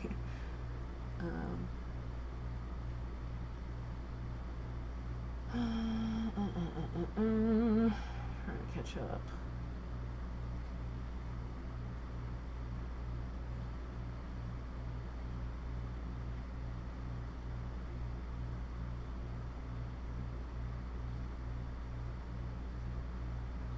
I feel like the chat is like refreshing and showing me shit that I've already seen, or you guys, either that or you guys are commenting the same things, hoping that I'll see them. I'm not totally sure. This always happens. I'm sorry. I just answered that. Okay, goes back.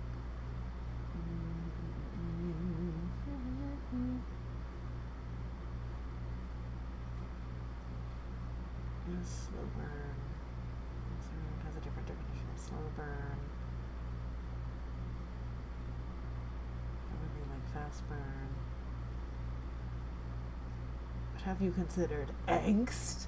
I have. Where did it? Oh, just lost it again. Oh, someone did a little super chat thing. Let me see. Alright. I got behind again.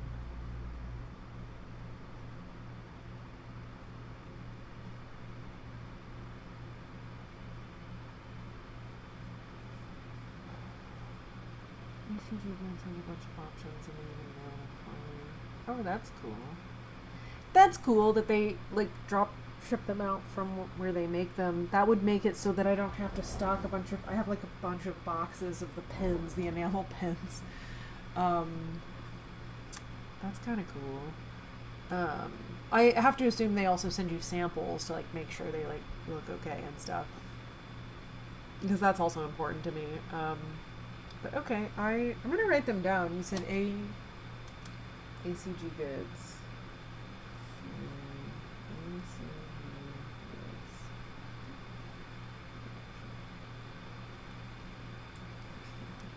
Okay, then I don't have to store them in my tiny apartment.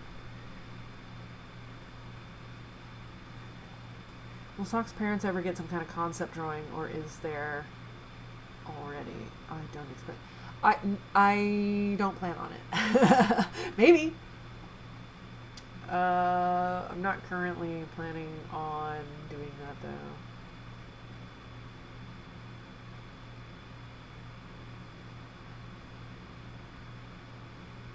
How do you survive in LA? It's so expensive there. Good question. Every day I wake up and I'm like, it would be so much cheaper to live somewhere else. But all of my friends are kind of here. My community is here. The industry is here. For a while, I mean, there are a lot of places where you can work remotely. But the last couple gigs I've had were required in studio work. So it's like, you know, I don't really know what to. I don't like have an immediate plan to move. And if I did, I might, my vote would be to move like just outside of LA, like where if I needed to come in town for something I could, but it's outside of, you know what I mean? Like maybe an hour or two outside of it or something in like a smaller kind of suburb. I don't know that would be that much less expensive, but, you know, so that if I had to come back, it wouldn't be like traveling across the country. Yeah, I don't know. It's very expensive. I'm also very good at being poor. I've got a lot of practice. So, I keep my costs to the absolute minimum that I can. I do a lot of DIYing. I do a lot of fixing things myself. Here's another thing, jumping way back to the idea of like, why has it taken so long? When you don't have money, you have to get like kind of handy. You have to get good at fixing things yourself and doing things yourself and DIYing and repairing stuff yourself. And that takes time. I do a lot of that to save money.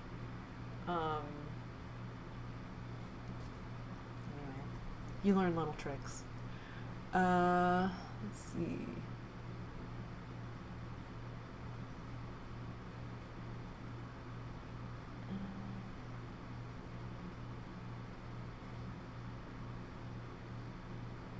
Can John's plush hoodie be removed? I don't think so. I'm gonna go get him. Sorry, one sec. He's over here.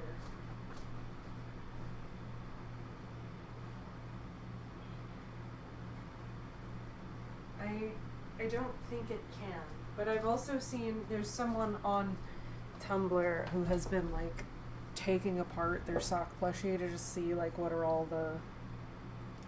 So it can be like lifted up. I don't know if you can see this. Like he does have white underneath, like a t-shirt. Do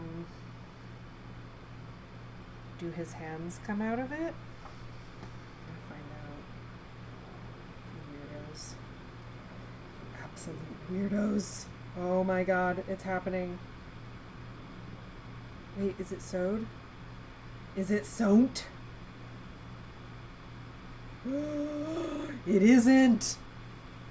Dude, it comes out. You can see the guns! Check it out.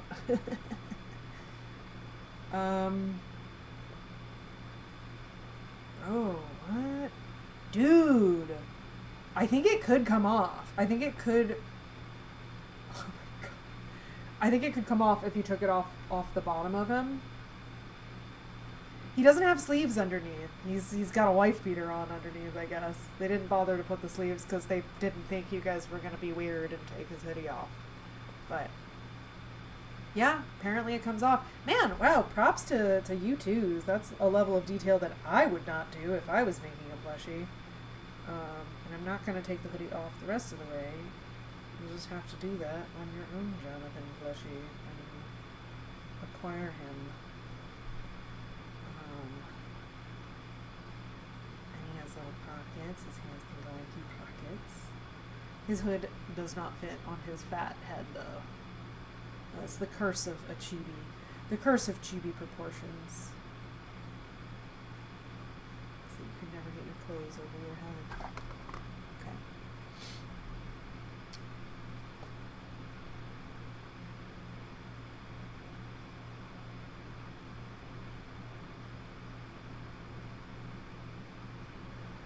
They were some of the first queer rep I had growing up, so thank you. You are welcome. That's always a delight to hear.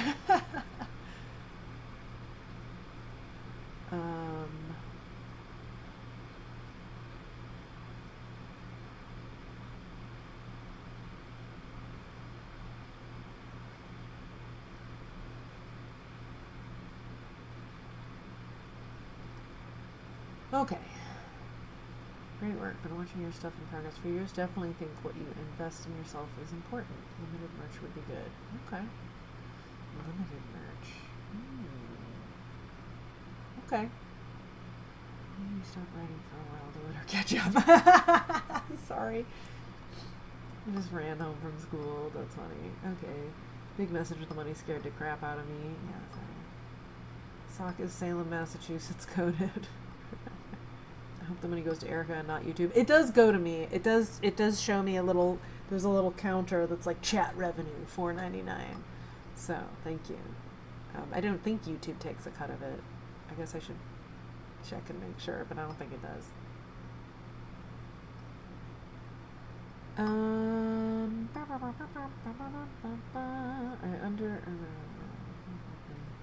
Okay.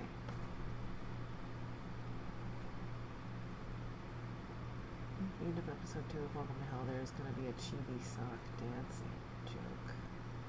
That's funny. Plot twist, John has 2 moms, and that's why we never see his dad. John has lesbian parents. That's so funny. Based. I think I'm caught up. You guys. Wait, no. Is there more? I'm like I'm skipping over a lot of messages to not to catch up. Now everyone's gonna be like, she got up, and it's gonna be I shouldn't have said that. You know what? Good enough. I think I'm caught up. I think I've caught up. If I missed anything, hit me up with it again. Because I ain't scrolling back anymore. Also, I'm going to refill my coffee.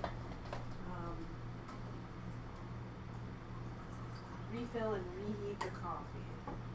Be right back.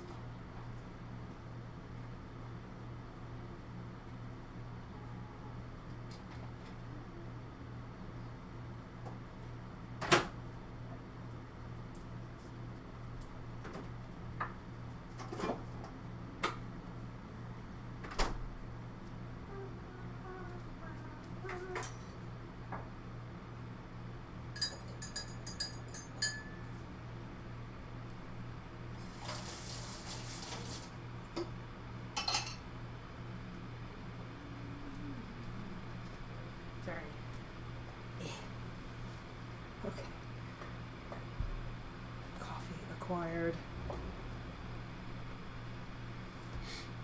Okay. Coffee from the Holy Light. About the Monaco topic a while ago, my friend reminded me there is actually a spin-off manga about the ancient... What? Is there? I knew there was a spin-off manga, but I didn't know what it was about. I should check that out. Fuck. No, she's leaving. She won't be caught up. But who is the number one mom? Oh, I love that. That's such a galaxy-brained take that, like, Jonathan's mom has a number 2 mom mug because she has a wife. That's really, really funny. I love that. Ooh, can I just embiggen? I'm just gonna embiggen it. Okay. But first,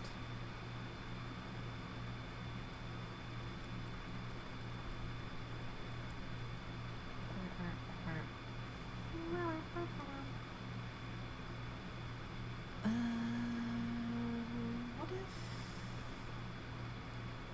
were to, oops, that's not it.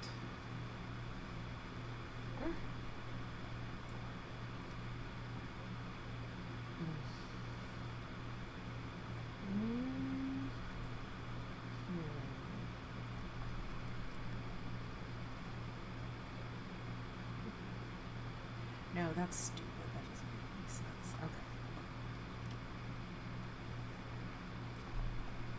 Alright, it's popping off again.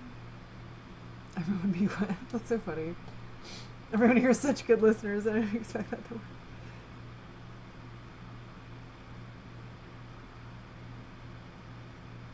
Oh. Someone wants to know what I'd like to be referred to as, pronouns and name-wise. My name is Erica. And pronouns-wise, I use she, her, but I have... People have they-them'd me before out of politeness, out of, like, not knowing, like, people online. And I don't mind that either. I don't know. I'm still kind of trying to figure it out. I've considered before that I think I have a little bit of like non-binary in me. I think I might be like 1/16 non-binary on my grandma's side or something, but I have not really interrogated that very much. I'm certainly not offended if people use they. That's something I still have to do the work of, like, figuring out and, like, sort of reflecting on for myself, I guess, if that makes sense. Maybe I should just try it. I think I have a lot of, like, tendencies towards that. But I also don't know, like, I can't really decide, like, if it would be... I don't really know what the utility would be other than... I mean, that's such a stupid way of looking at it, of like, well, what's the point in if people use this pronoun for me or not? It's like, well, the point is you're being called what you want to be called. You know, I understand that, but I don't know if it would, like, actually, like, affect my, like, sense of self or make me feel better or happier or a sense of euphoria or dysphoria or whatever. So... yeah, maybe that's something I'll try at some point, but, you know. When I talk to, like, my other, like, when I talk to my wife, a lot of times it becomes clear, like, you know, she was saying, we were talking one time of, like, she was like, she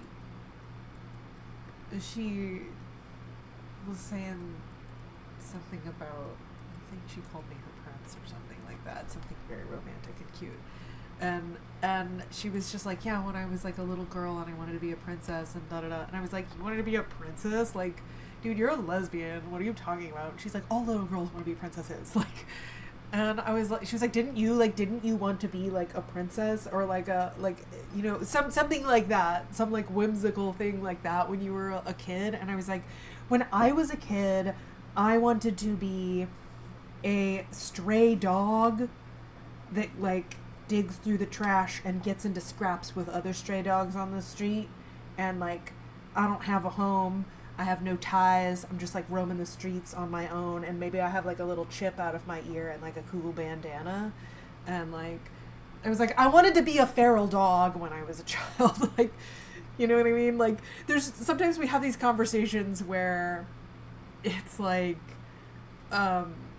very clear that, and I mean, not that you can't want to be a feral dog and then also grow up to be a cis person. I'm not saying that like inherently wanting to be a feral dog when you're a kid makes you an NB, but like there's some things where it's like I tend to not think of myself in the typical girl ways, if that makes sense. That was another thing too, like another observational thing is like whenever my wife gives me a compliment, I deflect it because I'm incapable of taking a compliment, but she was like, you talk about yourself like you're like a Muppet. She's like, you talk about yourself like you're a Cookie Monster or something. Like when you like, she's like, you realize you're like an adult human, like, right? Like, or like you're, you know, like she's like, I mean, maybe you know, you may or may not be a woman, I guess, depending on how you identify. But she's just like, you talk about yourself like you're a monster.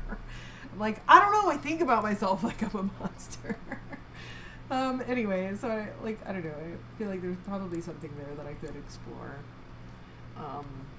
Although, as I'm describing it now, it kind of just sounds like I think of myself as not a human, not necessarily that I like think of myself as non-binary. But I don't know. I think there's something that's part of that. There's a freeing thing in not being tied to that, I guess. Anyway. Sorry, that was really long-winded. She, her, but I'm not offended by they, them, if you're not sure.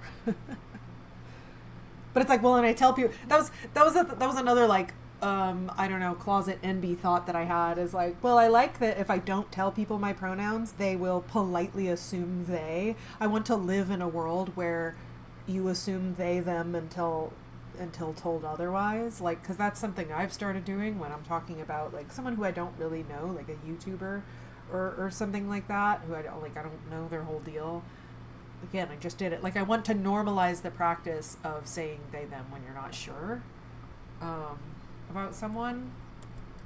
Yeah, so I don't know. But also it's like, that's kind of like, that's a little unhinged for me to be like, I'm not going to tell anyone my pronouns so that I'm like making everyone use they, them. Like, I don't know. That's kind of chaotic evil. And I don't know if that's how I want to be. I'm revealing way too much about my psyche right now.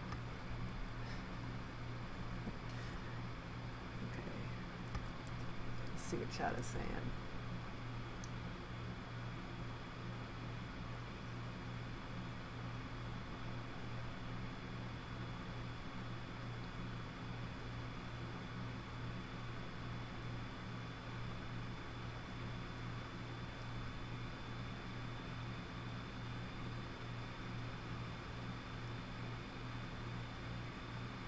Why are pronouns even important? I don't get that's either like, that might be the most based thing ever. Like, why are they important? It's just like how people want to identify, you know what I mean? Like, pronouns should match how you view yourself.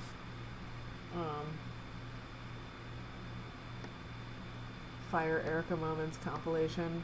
What did I say that was fire? That's funny. And all. Just wanted to make sure because I didn't want to make you upset or uncomfortable. Yeah, no, it's okay. It didn't make me upset. That's the other thing too. I've been misgendered a lot. Like I've had people he, him me or sir me several times throughout my life, and I feel like a real kind of kinship with that community, with the trans and non-binary community, even if I'm not a part of it, because like I don't like the feeling of being misgendered, like, when I'm not trying to present, like, I wasn't trying to present particularly masculine, like, I mean, I was, because I'm, like, kind of, because I'm a little butch, you know what I mean? Like, but I wasn't trying to get hemmed, you know what I mean? I wasn't trying to, like, pass as a guy. And when I was a teenager and into my 20s, like, several times, I got hemmed before. Like, I also had friends tell me, like, if you were a guy, I'd be really attracted to you. And it's like, that's nice. That feels like a compliment. But, like, excuse me, sir, is like,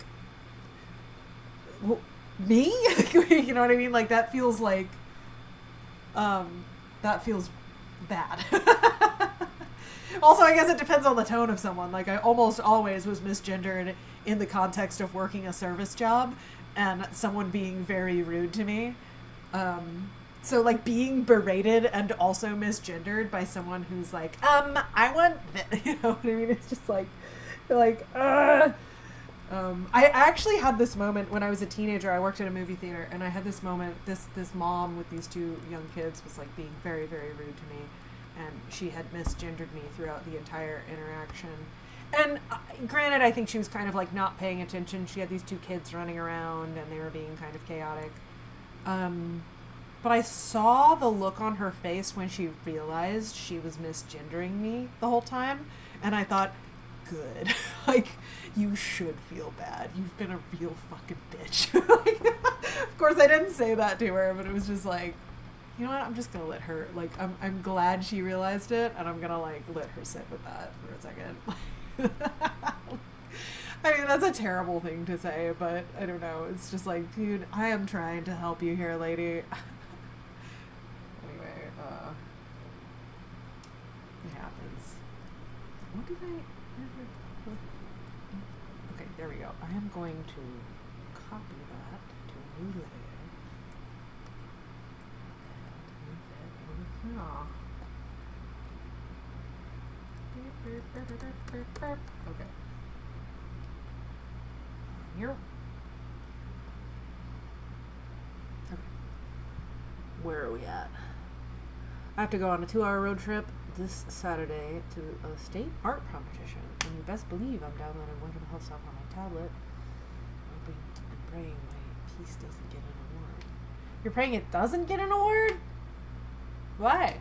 Because you don't like the attention, or what's the state art competition? Like, what do you? You just have like a piece that you made for an art class, and it was entered into a competition. That's really cool. Actually, I think I did something like that in high school too. I don't think I got to go to the competition. I don't remember. How did you meet your wife, if you're comfortable with sharing? Yeah, I don't mind sharing that. My wife,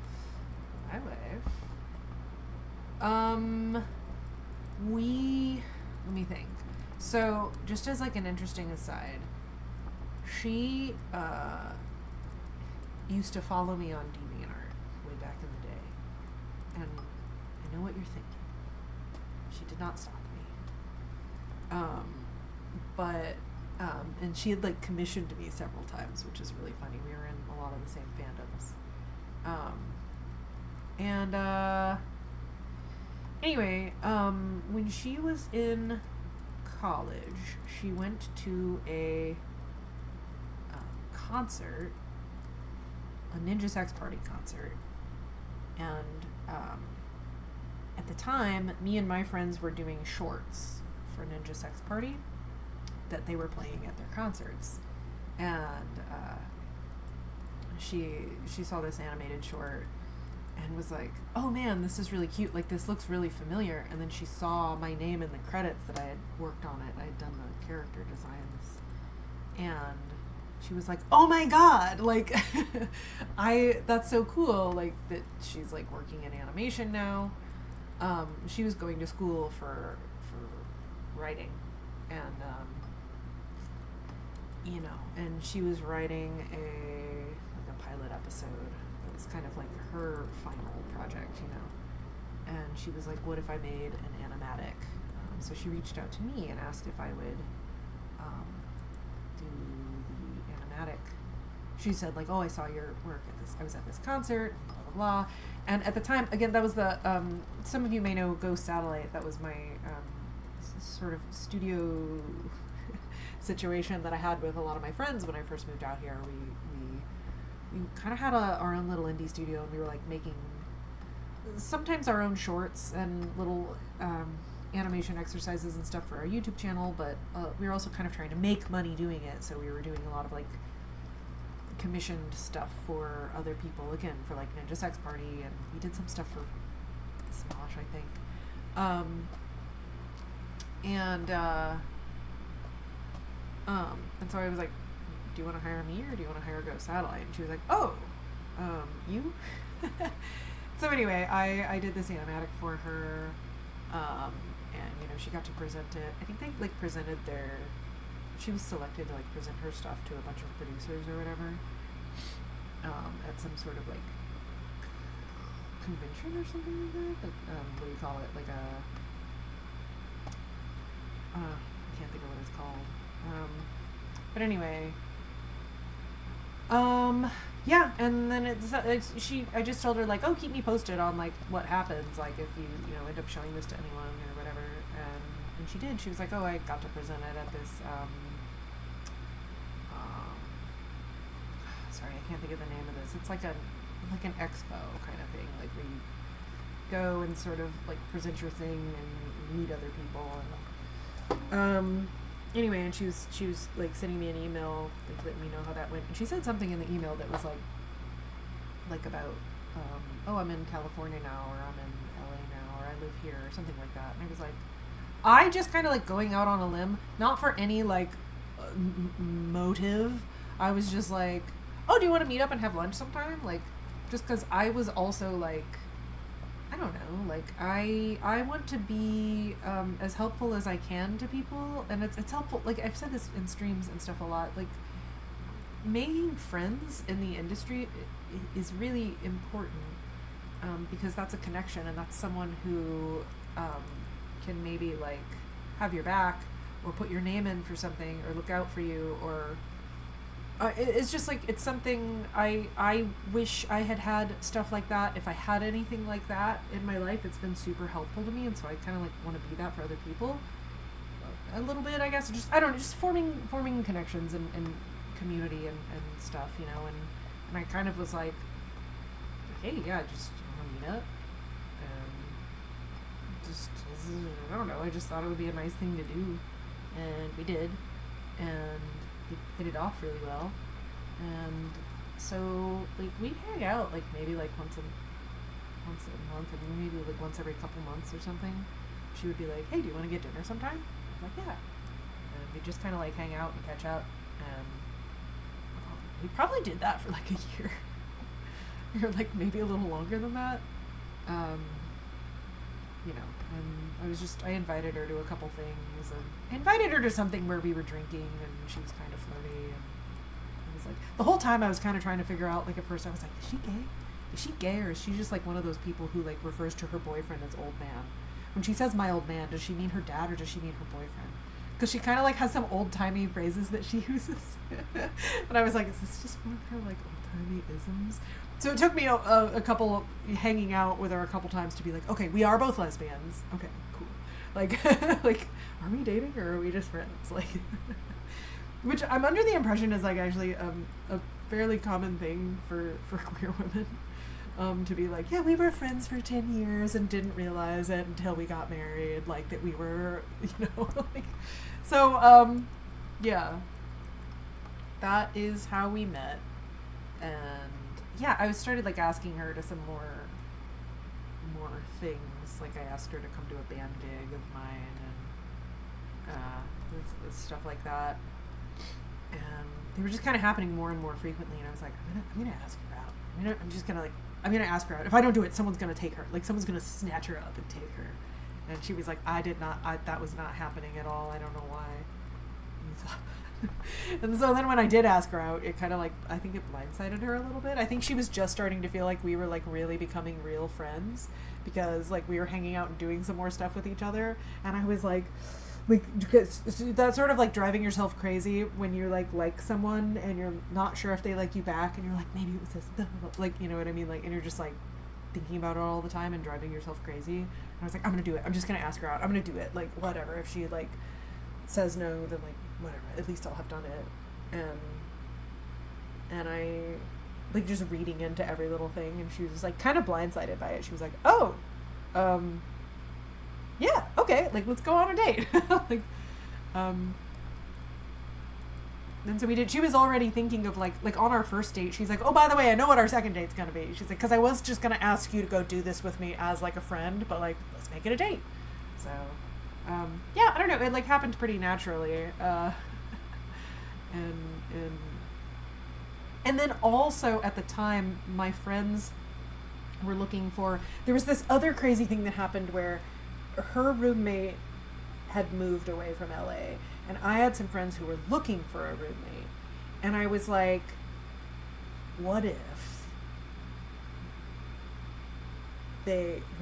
that was killing two birds with one stone, right? Like, what if I help like Katie find a place? I know some friends who are looking for a person to move in with, and you know what I mean? And then, but that happened like on the night, like I realized that was going on with her the night that I was planning on asking her out. So I was like, do I not ask her out to avoid like maybe fucking up this whole situation? Because if I ask her out, or if we start dating and it like doesn't go well and she has moved in with my friends, like that's going to be a disaster. If it works out well, then perfect. Now my girlfriend and my friends live together and I get to see them both when I come over. But like if I fuck this up, it could potentially fuck up my entire social life. So I was like, that's the chaos, the gay chaos element of it, I think, is like we were really going out on a limb. Like, okay, well, I have an idea, but this might be, like, feel free to say no, but, like, I do have some friends that are looking for, and also, I don't know, do you want to go out with me? Sorry. And so, yeah, that's how it happened.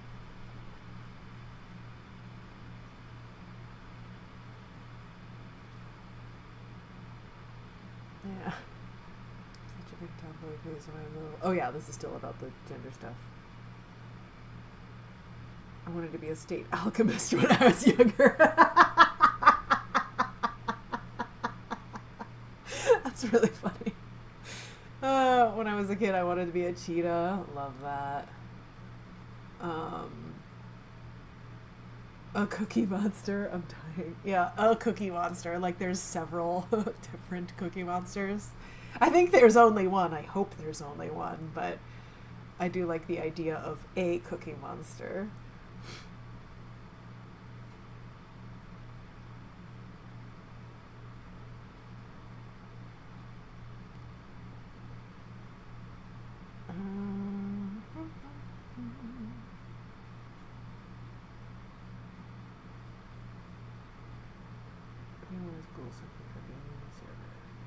Thank you.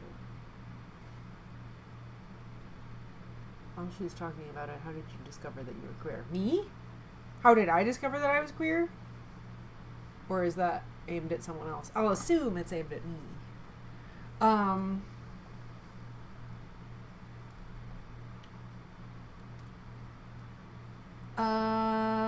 Let me think. There's part of me that wants to be like, I've always known. There's part of me that's always felt like different, or like I've always really sympathized with queer characters and queer narratives and stuff like that. But I think kind of what did it for me was going to college. I got gayed at college. They gayed me with the gay agenda. They laser blasted the woke into me. No, when I went to college, I was kind of... Oh, sorry. Hold on. I gotta turn this layer off. It's gonna drive me nuts. It's gone. Okay. When I went to college, let me think. I guess I had the realization I have always kind of had crushes on girls. It's not like I've never had a crush on a guy too, like, but I've had more of them on girls, and I didn't sort of realize that's what that was, I guess, until I went to college, because trying to think of how to phrase this. Let's see how to phrase this without talking too much about really specific people. I had a friend in college, or a classmate who, I didn't know this, or I didn't know this at first. She was like, kind of into me, and I had no idea. We were like kind of sort of friends. We were like acquaintances. We weren't super close or anything. And she asked me like what, I was working one night. She was like, "Oh, can I come see you at work or something?" I worked at a Mexican restaurant. I worked at a Forever 21 and a Mexican restaurant. And anyway, she like stopped by at the Mexican restaurant and was like, "Hey, when is your break?" And I was like, "Oh yeah, I'll go on break and like eat. We can eat together or something." And like, anyway, long story short, she like gave me a note. It was like sort of like, I don't know if I want to say like confessing feelings, but it was definitely like, "Hey, I'm interested in you and I want to go out with you. Let me know." And I was like, "Oh, what?" Like I was super blindsided by it. Like I didn't, I don't know, I didn't expect it because I didn't think we were like that close. I think I'm probably a little bit, I don't know. At the time, I think I probably considered myself a little bit demi, right? Where it's like I gotta kind of know the person first. And I was like, but I wasn't like totally put off by the idea. I was just kind of like, oh, I don't really know how to respond to this, but I do feel like we should get to know each other, but like we should hang out more. You know what I mean? Like, I think no, but also like, let's be friends. Like, let's actually, like, I don't know, I'd like to get to know you better. And she was like, okay, well, like, if you're saying no right now, then you're saying no right now, because I got to sort you into the category of either someone I can date or someone who's just my friend. And I was like, okay, just friends, but like, let's hang out more. And we did start hanging out more, and then I was like, oh no, I do really like her. And, I don't know, I feel like I was like caught in like a couple different love triangles when I was in college. Where is this sketch layer? This is driving me crazy. I don't know what I did. Okay, I have to find it. I was like, there was a lot going on in college. I feel like I was caught up in multiple different love triangles. But like at some point, there was a guy who liked me. There was a guy friend who liked me. And I liked him just fine as a friend, but I don't think I really thought of him that way. But I also didn't really know. He also kind of asked me out, and I was like, yeah, I don't really know. I mean, like, maybe in the future, we'll see. Like, I don't know. I didn't really know how to say no. Like, again, I liked him just fine as, like, a person and as a friend. And I was kind of like, well, I don't know. Like, maybe it'll develop into something. Like, I'm not a fucking future reader. I'm not a fucking, I don't know the future. I probably should have just said no. But anyway, there was like a moment where my friend who was a girl sort of like was like confessing some stuff to me, like some feelings about me, and it was a very like telling each other our feelings moment, and I had the realization that I like really liked her, and also that like if that guy friend had said something like that to me, that I would have been weirded out by it. But coming from a girl, I was like, oh. So that was, I mean, without getting too much into the details, I was like, the thought of like, here's two of my friends who both kind of like me, and and I've kind of been like, tee, I don't know, to them, just because like I don't know, I don't know how to tell someone I don't know, because I'm still figuring my shit out. I was a mess, and I guess I kind of had the realization that if a girl said those things to me, I would be very flattered. I would feel very attracted and interested, and if a guy had said those things to me, I would be like, ugh. So yeah, I think that's sort of what like made me realize it. And then I kind of realized like, oh, actually I've had a lot of crushes on a lot of girls my whole life. Like I think I kind of realized, like, that feeling made me realize, oh, so this girl that I was like friends with when we were like, whatever, in elementary school or whatever, and I just thought she was super cool and I wanted her to like me. It's like, okay, that's coming from I'm gay. Like it's not just that I think this person's cool and I really want them to like be my friend. It's like also there is a gay element to it that I had like previously not understood about myself. So yeah, it was like going to college and being around other people who had similar interests and were interested in me, and you're kind of in a environment where you have sort of the freedom to like discover some things about yourself. Your world is sort of being opened up in some ways. I think it is easier now for kids to realize these things about themselves because we talk about it more openly. And also I think there's a focus on your gender identity as well. Like if you go, not that didn't exist before, but it was more common to discuss like your sexuality. Like it's a very outward, it's a very external thing, right? And it's harder to sort of look inward, and I mean they're similar but they're different, right? Anyway, I think there's like kind of some more access a little bit now, because these are like, we have all these terminologies and ways of talking about this, and kind of like introducing the concepts to kids when they're younger and giving them the sort of like vocabulary and tools that they need to like talk about these things. Yeah, and also like that was again like part of like thinking about my own like series and stuff. It was like, oh, I don't have to queer bait people. Like I'm gay. I can just make this shit gay if I want. Like,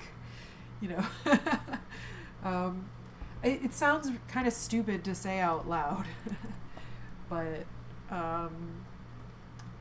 I don't know. I just I guess that's kind of what did it for me. If that makes sense. How am I hungry again? How am I so hungry? I ate breakfast and lunch. Kind of. I mean, I ate a Cliff Bar, but that's usually a good enough lunch for me.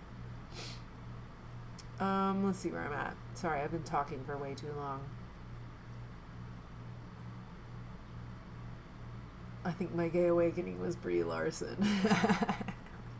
So that's the thing also, once you realize that you're gay, like if you realize it a little later in life, like I did, like I realized it in my like mid-20s, you can kind of like look back and think about like, oh, wait a second, that was gay. That was gay of me. Like, I was kind of already talking about that, but thinking about like how long I spent looking at like the CD album cover for Britney Spears' Oops, I Did It Again. You know what I mean? And you're just like, spent a lot of time looking at that. Just little things like that where you're like, oh yeah, I was gay. But yeah, I have to like eat a handful of nuts or something. I don't know why I'm so hungry. I will be right back.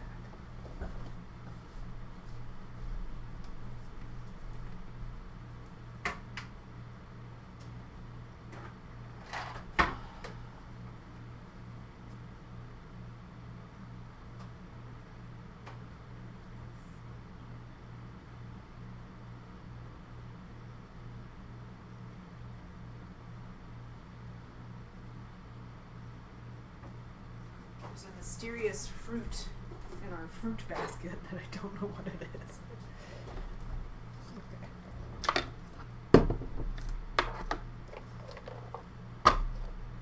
busting out the, what do you call it? Industrial tub of almonds. Good thing I have a really shitty camera, so you guys can't see all the almond skins that are about to be stuck in my teeth. Okay. Alright, where's everyone at?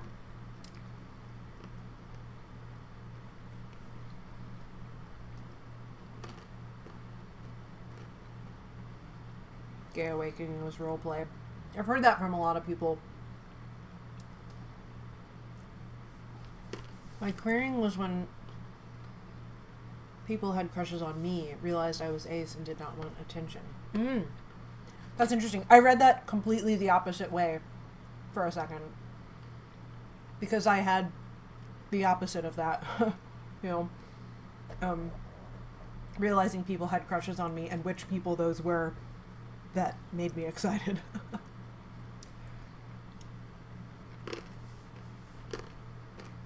But yeah, that's a good way to realize you're ace.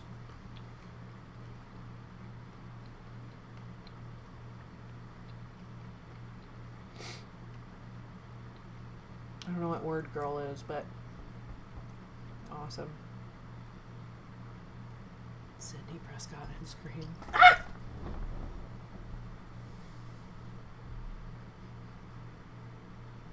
Oh my god.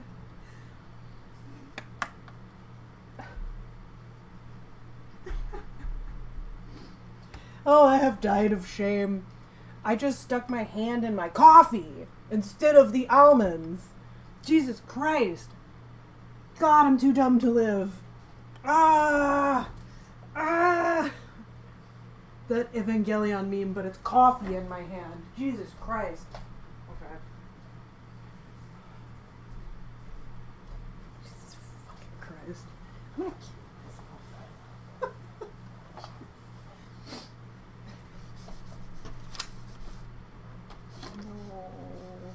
No.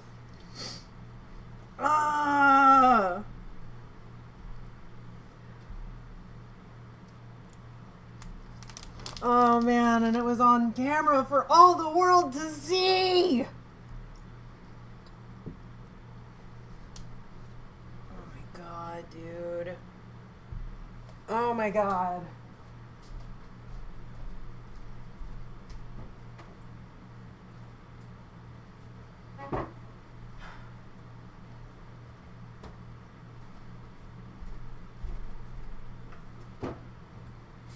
Don't fucking say anything. Don't fucking laugh.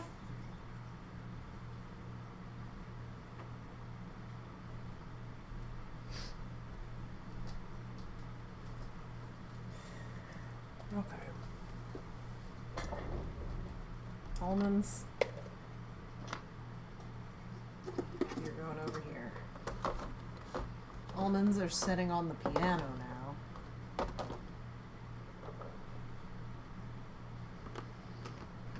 Coffee. Do I continue to drink the coffee that I stuck my fingers into? How germaphobe are you guys? Would you drink the coffee that you just stuck your hand into, or would you pour it out and start over? Discuss. Frosty the Snowman was your gay awakening? Whoa. I love Frosty the Snowman, by the way. You said and Sandy Cheeks, which is great. But, Frosty the Snowman. I love that movie. I love any movie, any cartoon movie when I was a kid where, like, you think a character is gonna die and then they don't. Love that shit. Role-playing makes you realize characters can be gay. Yeah. Cora, fair. College love triangles, Erica love lore.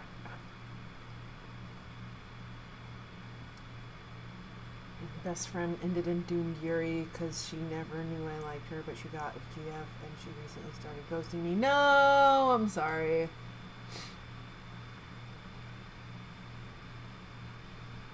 I have to disappear. Okay. Thank you for hanging out. Went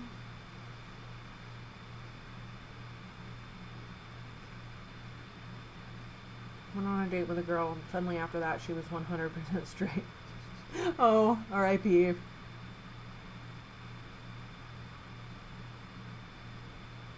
I had a friend in high school who, we all knew he was gay before he did, one of those kind of things. And he was dating this girl. It was the last girl that he had dated before he, like, realized he was gay. And she was very, like, I turned him gay. Like, I must have been such a bad girlfriend that it turned him gay. And we were like, no, honey, like, he's been gay. Like, I'm very sorry, it wasn't you. He's been gay. Like, I'm sure that feels really shitty, but all of us were like, girl, don't worry, it's not you. I'm sure you were fine.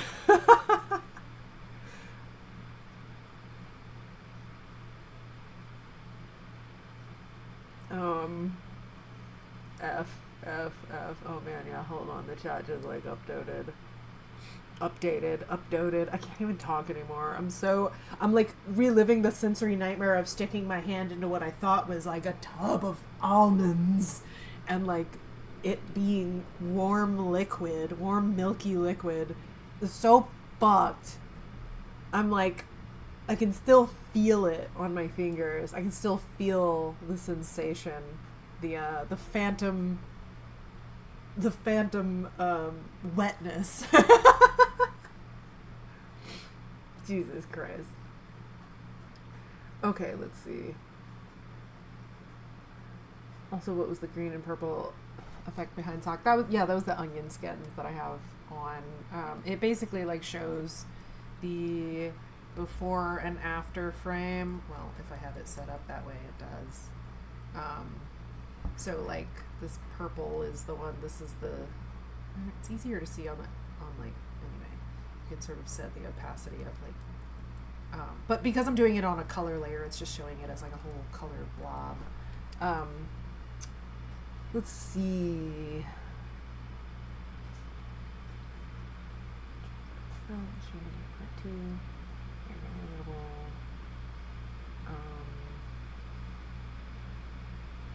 What's this? Brie Larson's part. Scott Pilgrim. Nice for me. Yeah. Woker. Why so queerious? That's good.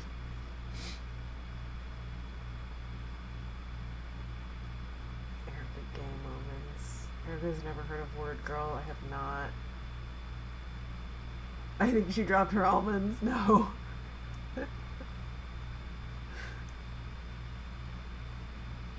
Run her underwater.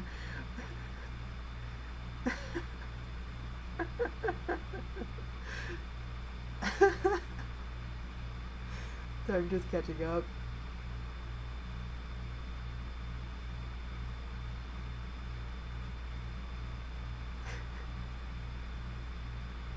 The coffee was not that hot. It was like lukewarm.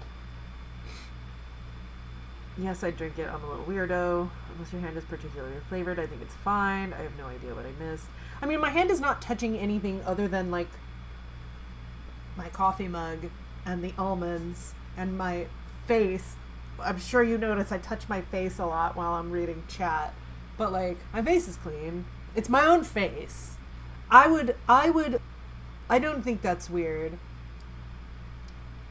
I don't give a fuck. I will eat off the floor. Cool.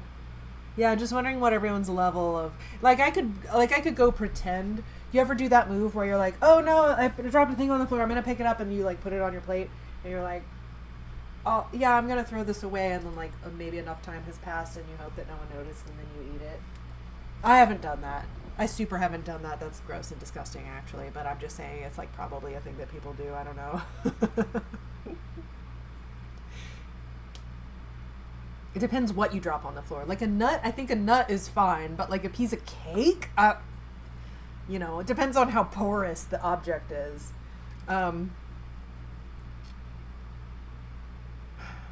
Anyway, my point is that I could like pretend to go to the sink and like pour out coffee and make a new coffee and whatever, and then just drink the the hand coffee, or I could just drink it, and maybe you guys like don't really care.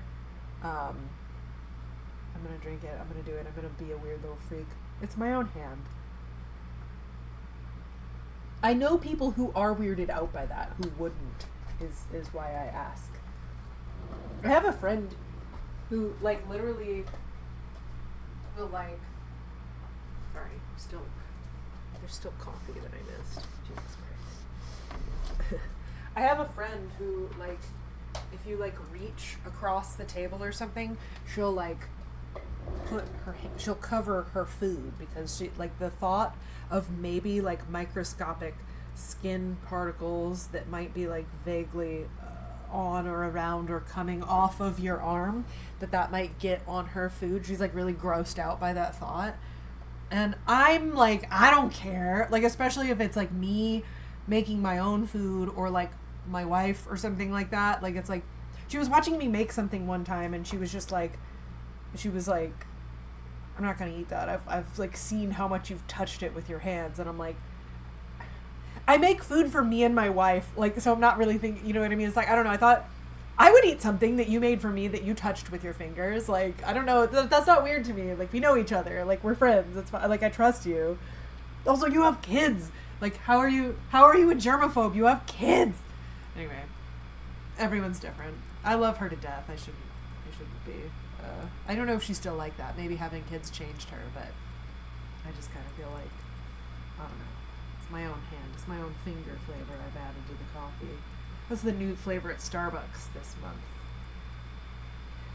Lavender oat milk finger chai. Animator finger chai.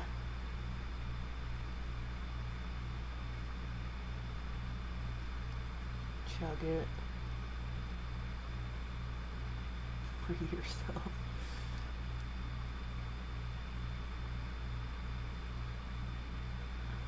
Lil and JoJo are, yeah, they're characters that I haven't, like, yeah, they're on the wiki, and they're on my Tumblr. They're, like, characters that you would meet in the future of Welcome to Hell. Turn that off. They're future characters that I have planned, kind of. What is happening? Yeah. Lil is a girl at Jonathan's school who is also being haunted by an angel named JoJo. JoJo is, you know, in the first film, there's like a little montage at the beginning where, well, not montage, there's a little like image of like Sock giving a dead squirrel to someone when he was a kid. That is JoJo. She was like his childhood friend, and he like made her life miserable by like giving her dead animals and stuff.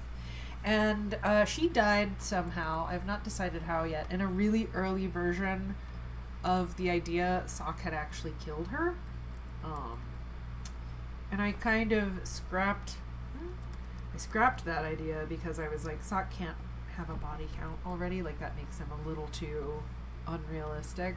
And I think it also makes the temptation of this job in hell a little stronger. Like, it's kind of, he's not experienced someone dying by his hand yet.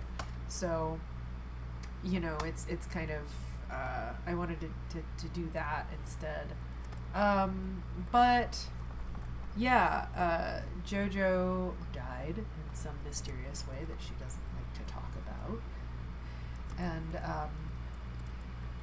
when she's in heaven, and when she found out that Sock was assigned to haunt Jonathan, she was like, wait a second, that fucking kid. And my idea was that in heaven you can like apply to become a guardian angel. And she wanted to, and that's how you would like go to Earth or whatever. So she needs to find like an excuse to um, become a guardian angel and go to Earth because she wants to like make Sock's life, afterlife miserable in return. Like she just wants to go torment Sock, and so she concocts this plan to go haunt Lil, who is Jonathan's classmate, and really just so that she can like get close to Sock. And yeah, that's basically it. She makes the case that like Lil is troubled and needs my help. And anyway, but she's super unfit to be a guardian angel. She doesn't have Lil's best interest in mind. She's really only there because she wants to like stalk Sock and make him miserable. And then that in turn kind of like gives Jonathan and Lil, like it makes the two of them kind of potentially become friends, like because now they can both kind of bond over like, wait a second, you're also being like haunted by a supernatural entity who's super fucking annoying and won't leave you alone. Like, so Jonathan ends up like kind of making a friend because of this. They both kind of get to bond over the fact that they have these like obnoxious fucking like otherworldly entities haunting them. You know, and then the sort of shenanigans that ensue from that, like they're all kind of friends but kind of not, you know. But yeah, that's Lil. That's who she is. She's not been introduced yet, but it's a character I would like to introduce, you know, if the series continues. Yeah. Let's see. Lil and JoJo. I thought about that also. I think Lil and JoJo could potentially be a thing.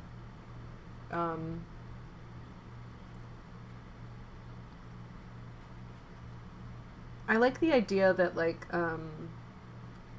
so like JoJo has to make a case for why Lil needs a guardian angel. Typically it's like if like a good shoe-in is like if it's like a family member of yours or something, like, oh, you know, you're like an older person and it's like, oh, my grandkid needs me. I want to go watch over my grandkid. Like, you have a pretty easy in as a guardian angel. But if it's someone who's not related to you in some way, you kind of have to make a case for it. And so Lil is troubled. She has some kind of internal stuff going on, and the way I've perceived that is that she is probably gay, and she's really struggling with that, what that means. This is another reason why it feels very set in the 2000s to me. I'm not saying that that's not something people don't still struggle with, but it does seem... It's a hard topic to talk about. It gets easier over time, but anyway, so I was kind of thinking that actually it's like Lil is gay and she's worried that a guardian angel has been sent to her because she's gay. Like she's worried that it's like oh, there's something wrong with me kind of thing. And then excuse me, I mixed up which one I said. And then you know, JoJo kind of has to realize like, oh, actually wait, like she is going through some stuff and she does kind of like need some guidance. So I like the idea of them kind of also learning to become friends in this sort of scenario. I don't know if I've ever like explained that about these characters before. Maybe I've explained it on a stream or something. I don't know if that's like something I've mentioned on Tumblr or what, but yeah, that's the gist of it.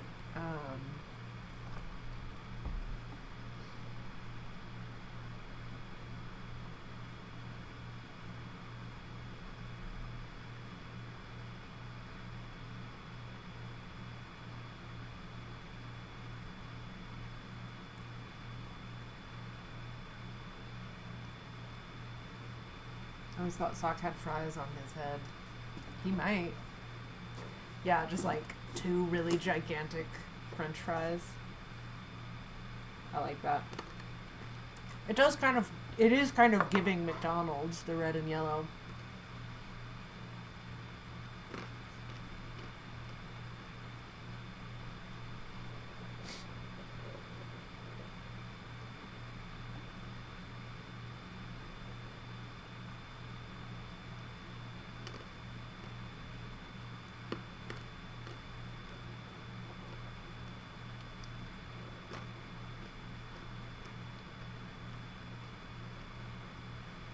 Yuri and Yahweh.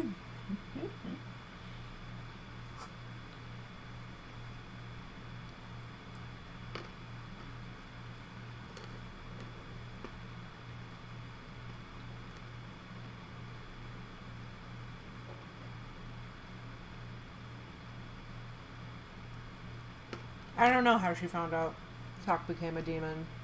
Sorry, I'm just catching up. Yeah, maybe she saw it on the news.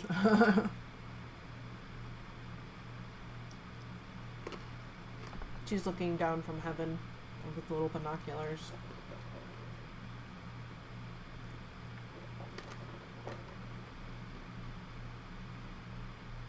That's something I still have to figure out. I don't know. It's not like I don't have all the kinks worked out.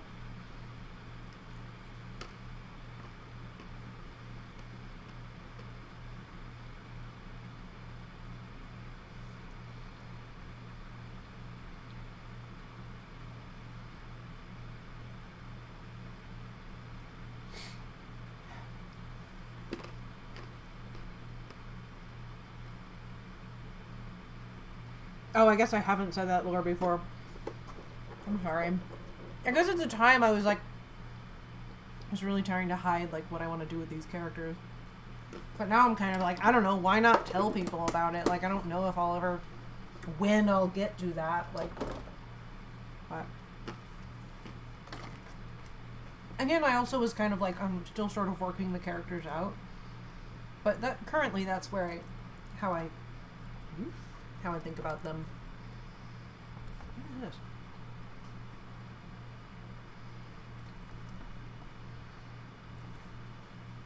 What is happening? My pen keeps resetting. Oh, they're all kind of friends, but kind of not.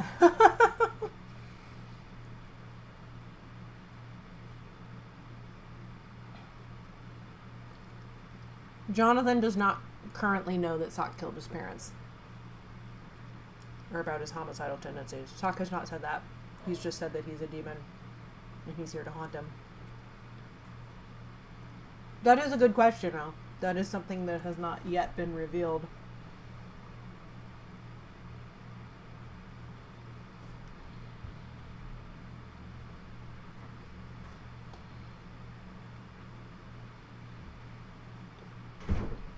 Also, I like the idea that, like, that Sock and Lil would be friends. I don't know why. Like, they just get each other. I think probably because they're the, like, if Sock is, like, just, you know, regardless of what his sexuality is, like, he's queer by looking at him, you know what I mean? It's just, like, he's some kind of queer. He's got some kind of queerness going on. And if Lil also kind of already understands, either intuitively or explicitly, that she is gay. Like, I like the idea of the two of them being kind of, like, gay besties. Like, they're both like, oh, you like striped leggings too? I don't know. That could be fun. Yeah, everyone's freaking out about the lore. I guess I haven't said it before. I'm sorry.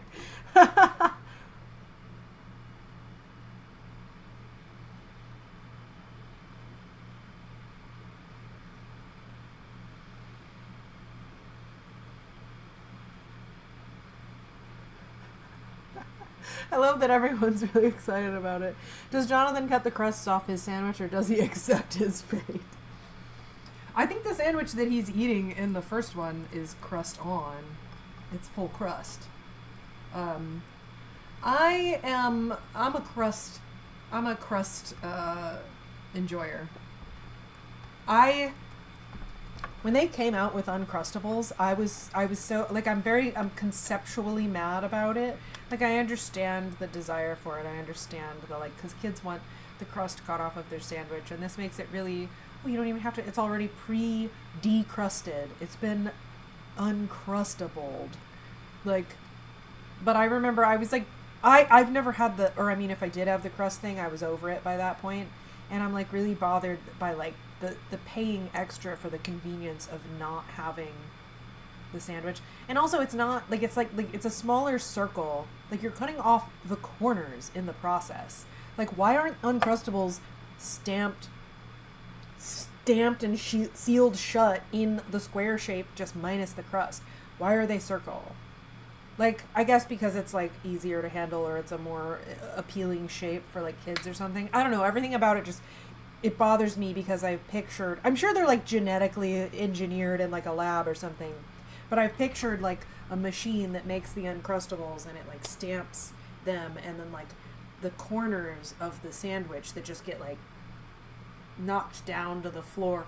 Like, what happens to the corners? They need to make, you know how they make donut holes? Like they punched out the hole of a donut and here's the donut holes. Like I want uncrustable crusts. I want the fucked up, like I want the square with the circle missing out of it. I think we should make them. You don't even need to make them, assuming that the Uncrustable factory is what I picture it is, which is like a peanut butter and jelly sandwich goes through a machine that stamps down on it and makes it into a sort of empanada, a sort of gyoza. Like just take all of the leftover corners and put them in a bag and give them to me. I'm really bothered by the wastefulness of an Uncrustable and paying a premium for the convenience of the crust having been already cut off. Like, I think if I was a mom and my kid was like, I don't like crusts, I'd be like, here's a knife. Have fun. Either eat it or cut this shit off yourself. If my kid came to me and was like, I want Uncrustables, it comes with the crust off, I'd be like, none of these words are in the Bible. Here's a knife, remove the crusts yourself, or accept your fate, as you said. I don't know. I was also not allowed, like when I was a kid, I really liked the idea of Lunchables. You gotta bowl it. You gotta make it a bowl. Like whatever a bowl, right? It makes it easy. I really liked the idea of Lunchables when I was a kid. My mom was like, I'm not paying however much a Lunchable costs for like a thing of crackers and meat and cheese that like we already have at home. I can put that in a, you know what I mean? Like if you actually factor out the math of it, a Lunchable is kind of an insane, like it's too much money to pay for what it is. And it's like, okay, well, but it's in a little package and you don't have to make it. But my parents were very anti-Lunchable.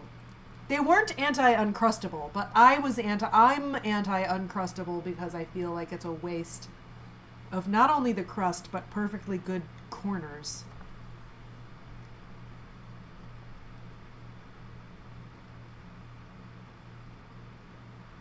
Why am I talking about this? I'm sorry. Oh, right. You asked if Jonathan likes the crust. I think Jonathan accepts the crusts. You know, when I was a kid, I would get like a cheeseburger or like something like the Happy Meal at McDonald's or whatever. Kids are so like weirded out by the idea of crust that like I would eat the burger. I would pick the end that looked the most like juicy, like, you know, if the patty was like slightly scooched to one side, and I would eat from there, and I would leave a tiny crescent. My sister and I both did this. We would leave a tiny crescent of hamburger bun and be like, that's the crust, I'm not eating it. And my parents were like, what do you mean that's the crust? Like, what are you talking about? It's a hamburger bun, it doesn't have crust. But yeah, kids are they're very particular about that. I'm just such a bread hoe that I don't know. I'd just rather have the maximum amount of bread that one can have.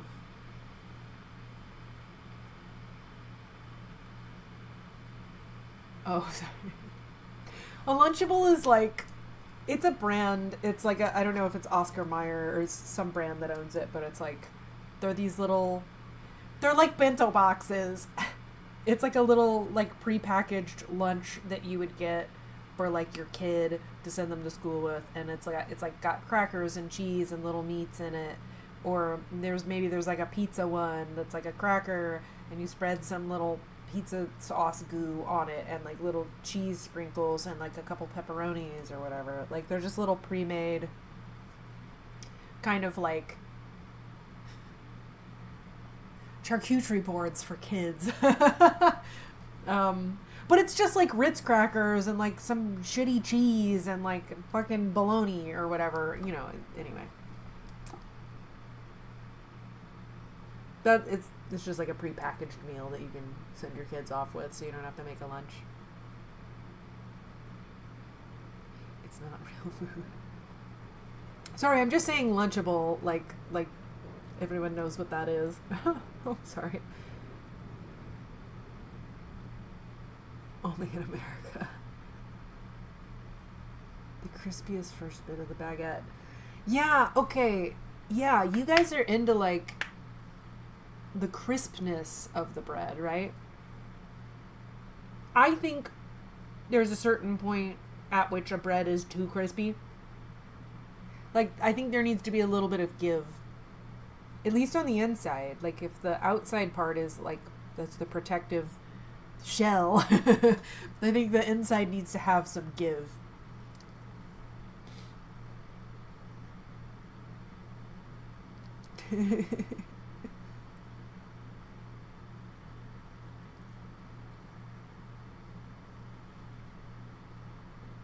Sorry, I'm making everyone hungry.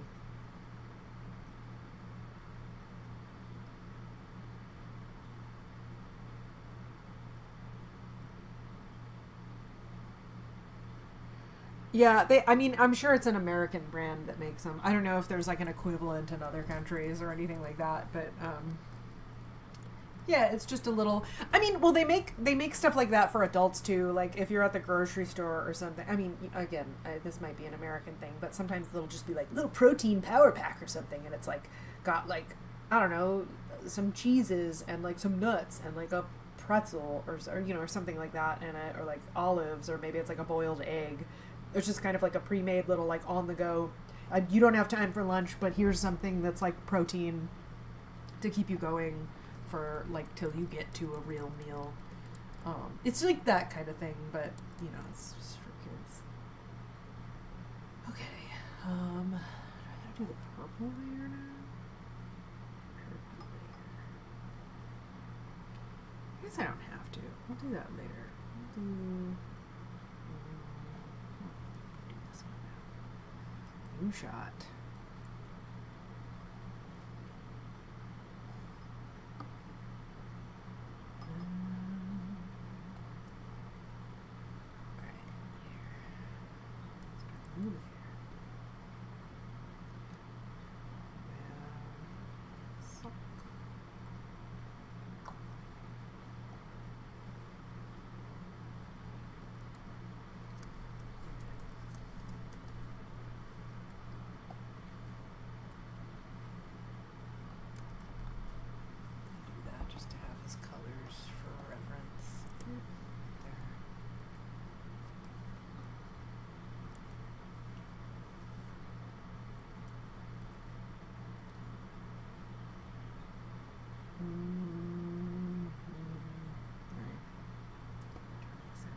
Okay, there we go.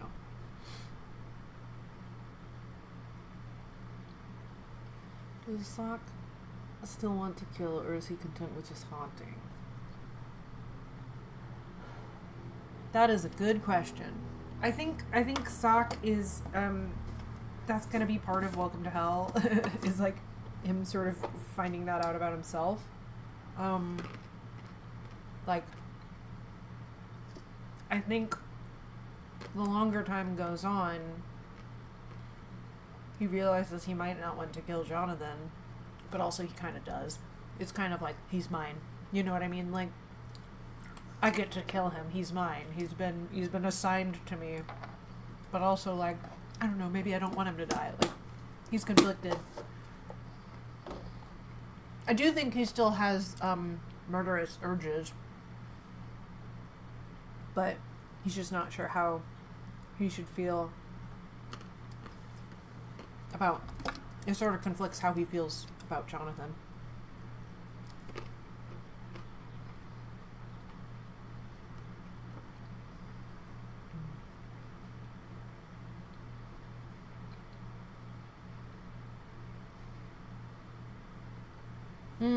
That's interesting. You said you think Sock doesn't seem like the type because it doesn't seem like he has a hitting bone in his body. That's true. His murder is not his homicidal tendencies are not they're not fueled by like rage. He's not like a rage murderer. It's just like the urge to do it. If that makes sense.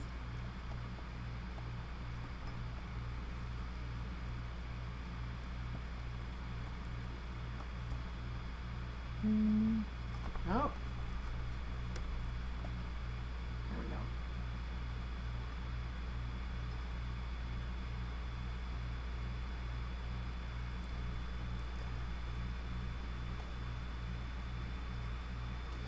Can Jonathan see JoJo and can Will see Sock?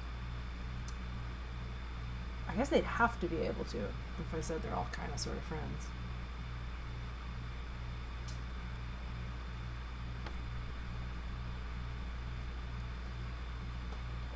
I wonder if there's a thing to it, like maybe he can't at first, like maybe Jonathan can't see JoJo and he's like, Sock, what the fuck are you talking about?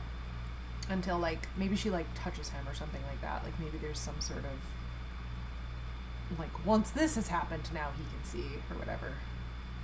I don't know, I kind of like that idea, but I'm not sure. Oh, I don't need the green for that. Nope.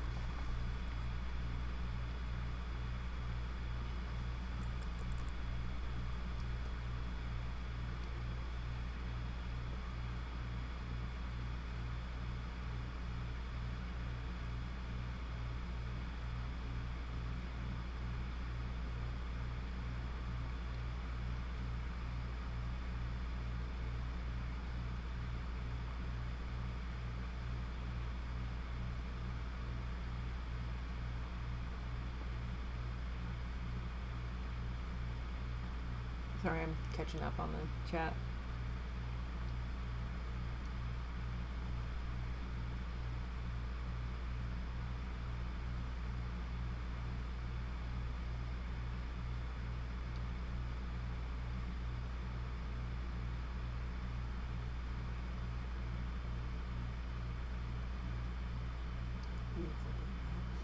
No.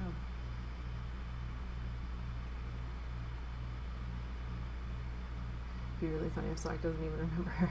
Yeah, I've kind of pictured that like it takes him a second to just be like,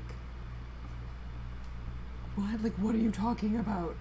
She's like, you don't remember, like after all that, like she's been really traumatized by them knowing each other, and Sock like doesn't remember her at all. I think that would be really funny. And it adds to the pain.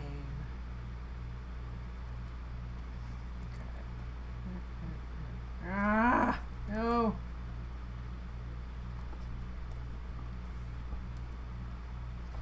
Eh.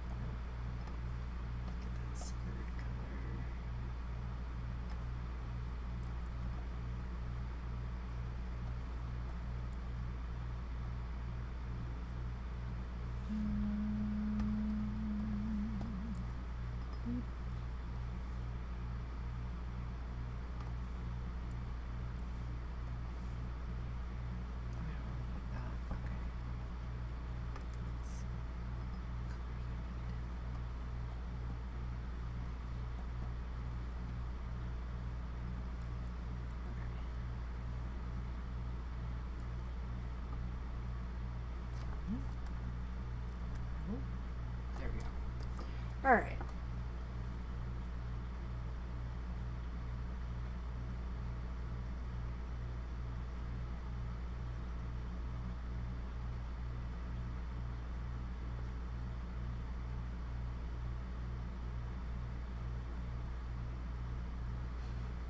Yeah, his little T-Rex hands.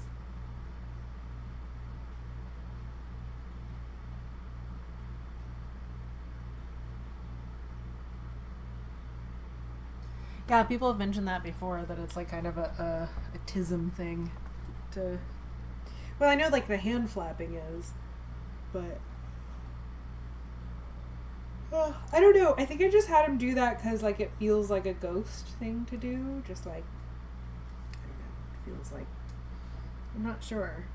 It makes it... He feels floaty in that way to me. But, I don't know. Yeah. It's just like a weird, like, kind of nervous habit kind of thing, but it might be, he might have a touch of the tism.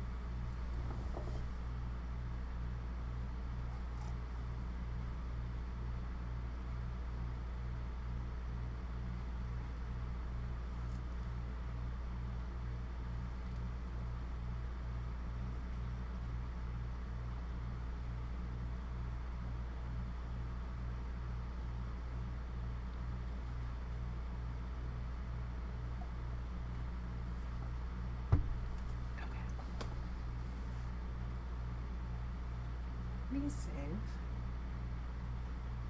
The last couple percentage of saving takes so long for some reason. I kind of feel like the whole like saving bar is just for show, and then when it gets to like 98%, it's like, okay, now I'm fucking saving it. That was just to make you feel like progress was being made. But now I'm saving the file.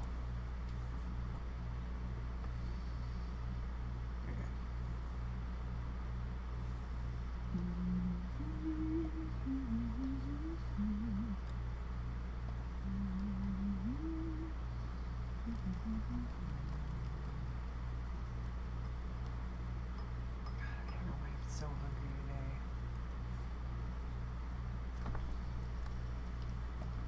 I guess from streaming. Anytime I do an extra thing that expends more energy than normal, I think I get hungry. But I don't know. Not normally. Streaming doesn't normally make me so hungry. Layer?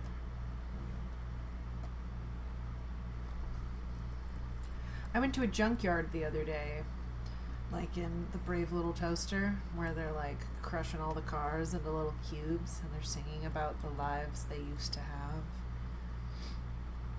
I went to a junkyard to find a sun visor for my car. The sun visor broke. And, oh, that looks fucked up. Oh, his scarf is moving weird. I'm gonna have to fix that.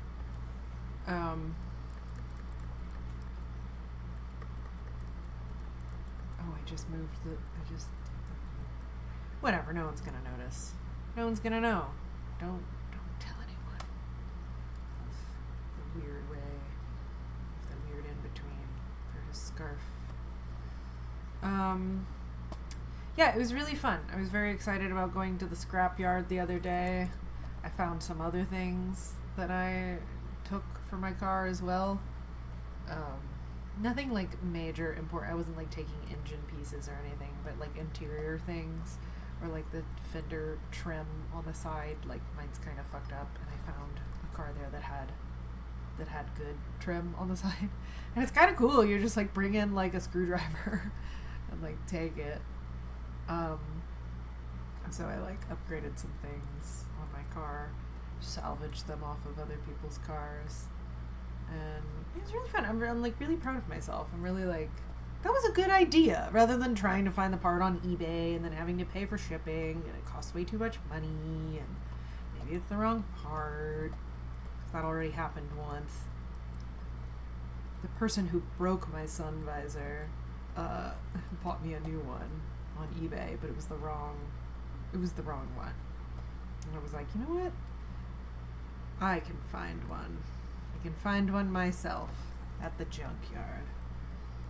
Anyway, highly recommend if you just need like some cheap replacement parts for your car and you know it's something that you can just do with like a screwdriver and you don't need to be a mechanic for. Yeah, go find a replacement sun visor. But wear gloves, because like there's a surprising number of cars that it's like, oh, this was in a major accident and there's glass everywhere. I had not thought about that. Yeah, it was fun. I was very proud of myself. I upgraded some cargo hooks on my ceiling. Mine are plastic, but I found one of the cars I was digging around in had metal ones, so I was like, yoink, these are mine. Yeah. Pro tip. If you need to find some shit for your car. And if you have an old as shit car that they don't make parts for anymore. I don't know why I'm talking about that. I'm just thinking of something to talk about. Let's see. Everyone asking, yeah. Thank you for all the people who constantly field the question of what program I'm using.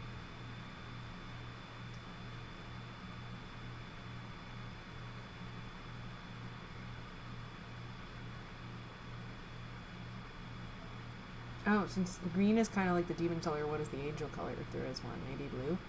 I haven't thought of that.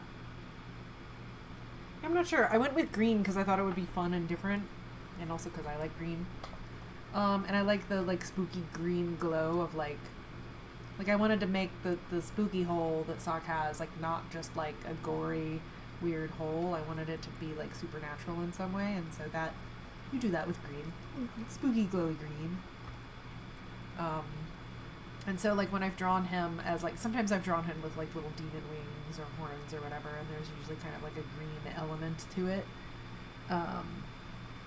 Also a long time ago in the comic I was making, I made Hell kind of like a weird ambiguous glowy green space.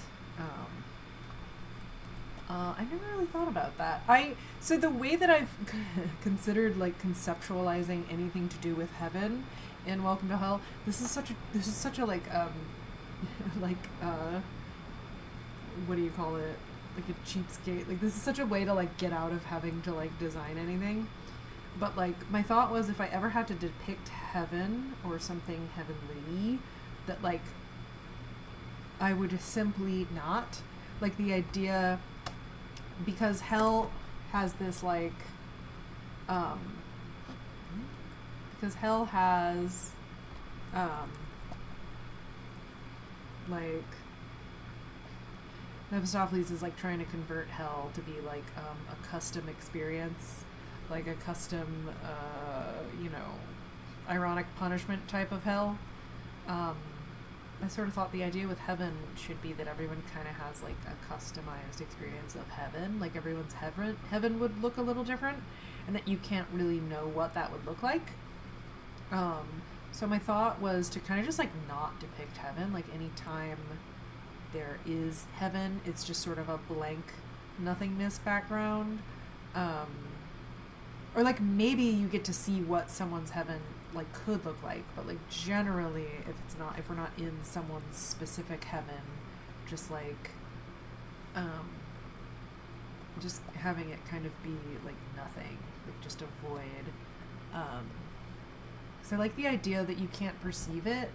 Like something that's interesting to me about the Bible, really any holy book, I guess, is in describing like the afterlife, you kind of have to use reference for things that exist in real life, right? Like, I think I've talked about this on a stream before. There's a phrase I think in the Quran that's like smokeless fire. Or maybe they use that. They might also talk about that when they're talking about like the burning bush or whatever. But I don't know what that means, other than like, well, this is different. This isn't like earthly fire. This is like something extraterrestrial. Like this is something that exists outside of what you understand as fire. And I don't know exactly for sure what that means. I'm sure there's like, you know, people who like study this who could actually like tell you what is meant by that. But the way I kind of perceive that is like, well, you kind of have to reference things that exist so that people can like conjure up an idea in their head. And something about like a phrase like smokeless fire is interesting because it means that like, well, like fire is like a chemical reaction, right? It's like a real thing that happens on Earth, in Earth's atmosphere. It's like an actual chemistry thing happening. It's science, right? And the smoke is like a byproduct of that. Well, if it's smokeless fire, then it's not worldly fire. It's something else. It's just like magic aura. Like it's just like glowing godness or some kind of like, you know what I'm talking about? Like, it's not hard to conceptualize because like we live in a world where we have like movies and TV and media and stuff and like people just shooting magic laser beams or whatever, like, but like, you know, thousands of years ago or whatever, like how do you describe the way something from another plane of existence would look? And when people try and describe heaven, like, oh, you know, there's this imagery of like the pearly gates and the golden, you know, and there's clouds and whatever, and it's like, it's all very like, I don't think heaven would literally like look like the clouds or something. Like, I think it would be like truly like an incomprehensible thing, or it's like space or something. Like, I just feel like it would probably be like another plane of existence, right? Like, I don't think it's like up or down for hell. Like, I just think that's how people had to like conceptualize things back then. And so, I don't know, I'm going off on a tangent here, and I have not studied this field or anything, so maybe I shouldn't just be like talking about it without really knowing, but I don't know, I just kind of imagine like, well, if there is a heaven, we probably can't really describe what it looks like. We probably can't really picture what it looks like. It's probably kind of abstract, or maybe it's a little familiar, like maybe there's roads or buildings or something like that, but also, like, why would there need to be? You know what I mean? Like, I don't know. I just don't know what exactly it would look like. And so I'm kind of interested in the idea of everyone's is different, or you just can't perceive it. Because if I actually had to think about, like, what heaven would look like, I don't know.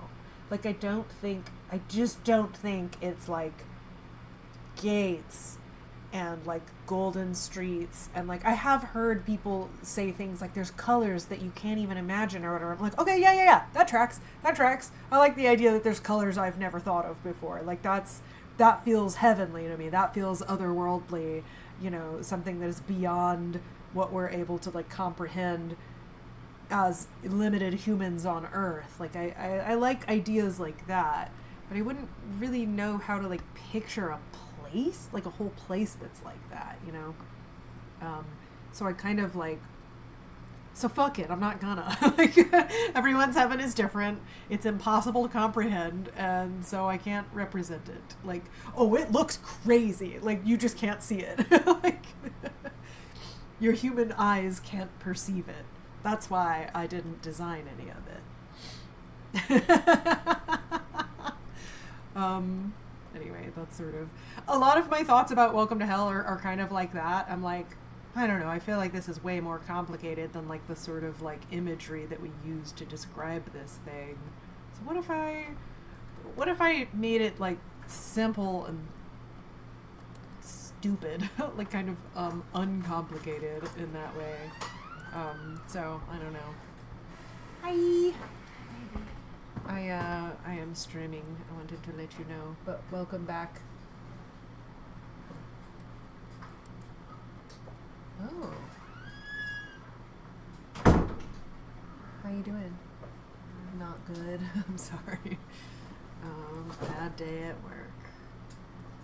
I'm probably gonna finish up streaming in a little bit, actually, because it has been over 3 hours. Oh, that's a good one. It is. I feel like I normally go for about 3 hours. This will make you laugh. Sorry, I'm gonna talk to my wife for a second. I was hungry, so I put the almonds right here, and I was like eating almonds while I was doing it. Yeah. And I dipped my whole hand into my coffee. Oh no, baby, are you okay? Oh yeah, I'm fine. It wasn't like hot. It was like lukewarm, which kind of made it worse. Oh. And I went, ah! And I like screamed, and of course I ripped my hand out of it, and then like coffee spilled everywhere, and so it just kind of went like this for like a really long time. Just because it was like. Is that on stream? Yeah. Oh, baby. Because it was like, how do I recover from this? Like, what's the joke I can make? And like the chat was just like, what happened? What happened? Where did she go? Like, what's wrong? And then when I was explaining it, everyone was like, F, F, F. Yeah, it was stupid. Yeah. I can like still feel the phantom sensation of dunking my hand into the coffee and expecting like an industrial amount of almonds. Anyway.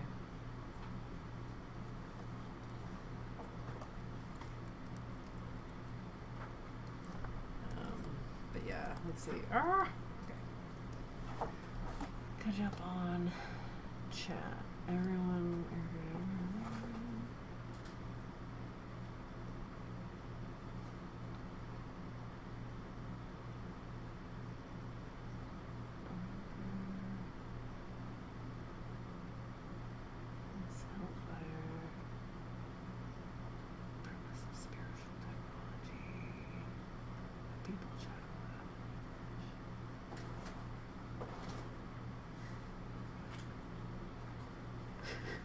Oh, we were getting fed. Yeah, because I was talking about.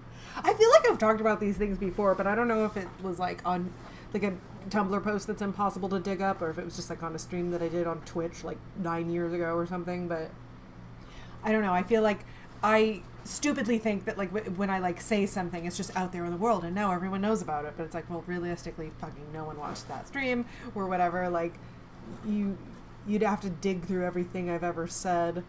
But yeah, you guys got a lot of lore tonight. The lore is loring tonight.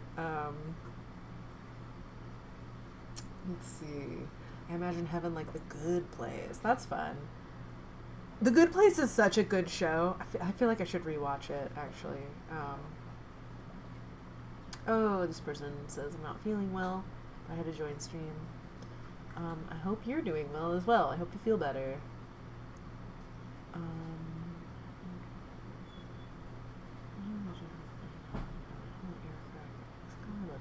Or is it okay if I do a mini animation of Sokka and Jonathan? So like about Sokka then? Yeah. Please feel free. Do a little fan animation if you'd like.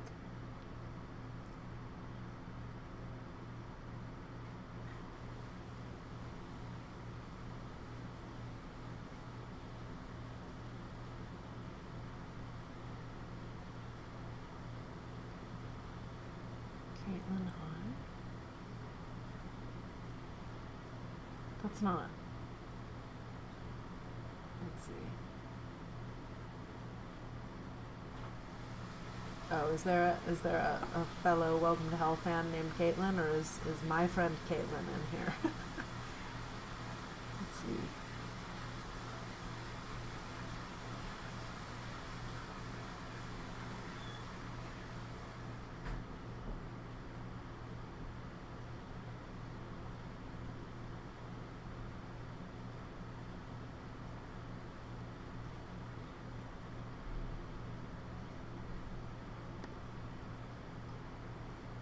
I meant Kate Robrock. Oh, okay. Is she in here? I don't recognize her username if she is in here. I'm sorry. This has happened a couple times where like someone I know in real life texts me afterwards and they're like, "Oh yeah, I was in the stream." And I'm like, "Oh fuck, you were? Shit, I didn't notice." Actually, my animation professor was in one of the streams. And so it was kind of fun. If he's in here, I won't tell anyone. I won't tell anyone who he is. But yeah, it's just like, I've had that happen a couple times where someone texts me in real life and they're like, hey, I just tuned in. And I'm like, fuck, I'm stupid. I don't know. I recognize usernames usually, but I don't always. If it's someone I know in real life, I don't always know their username.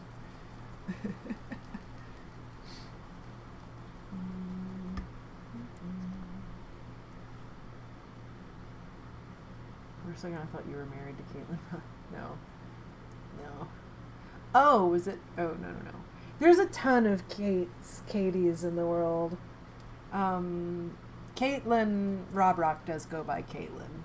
But there's so many Katies. There's so many Katies in my life. It's unreal. There's too many Katies.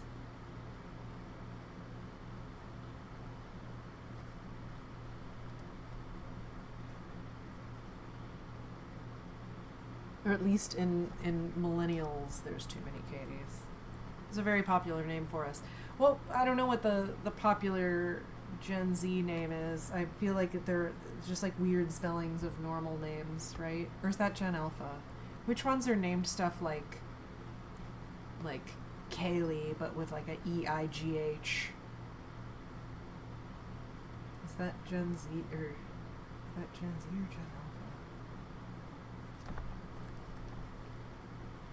I also don't like that we've gotten kind of lazy about like renaming the generations.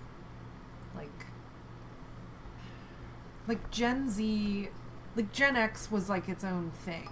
It was called that. The X was representative. It was not, and then there was millennials is what caught on, and they're like, well, the next thing is Gen Z, because millennials were Gen Y. And it's like, oh, well, we weren't doing it because of the alphabet, and now we're on Gen Alpha. And I'm like, I mean, I guess. It's just like, it's easy, right? You're preemptively naming a generation before we have a thing to name them after, right? But, or like before we've like, given them like a name that has stuck. I don't know. It's, yeah, I don't know. It's just interesting. Like now it's, I guess, just alphabetical. We're just going alphabetical now, I guess, unless someone comes up with a really good,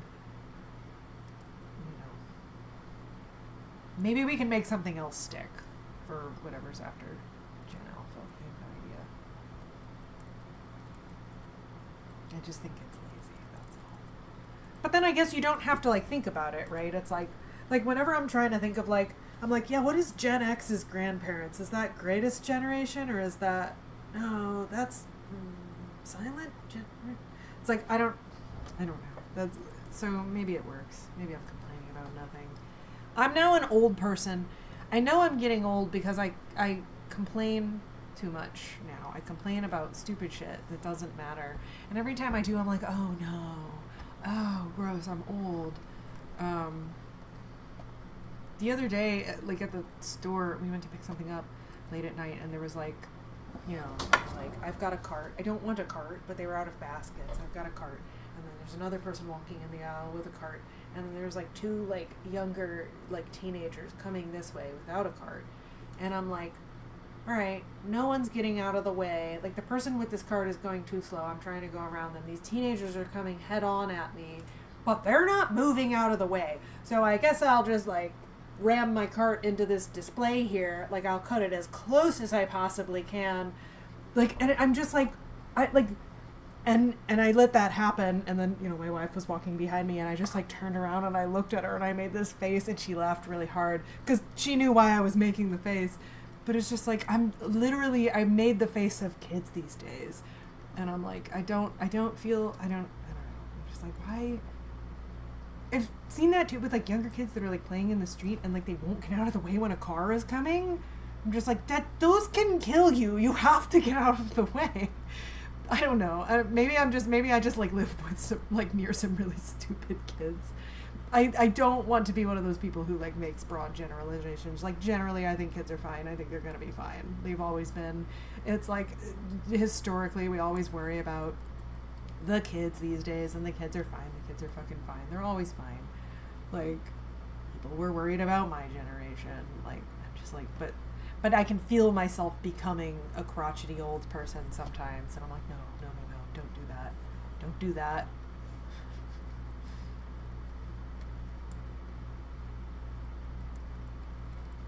But I'm also just like fascinating in general by like interactions that I have with people. Like I'll come home and like talk about like every weird little interaction that I had with someone, positive or negative, just because I'm like, dude, it was so like, and then I did this awkward thing and they did this to try and kind of like, you know, I don't know. I'm kind of fascinated by that.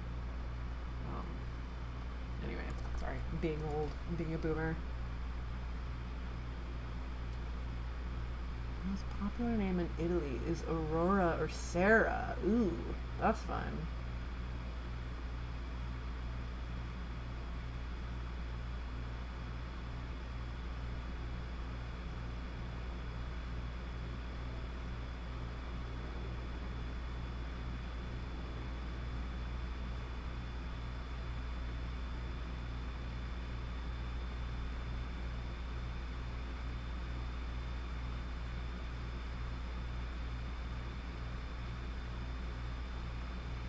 What the hell?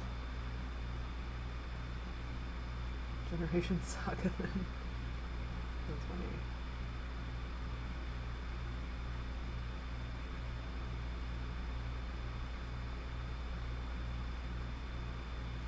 The kids are fine. The kids are getting sock from Welcome to Hell. That's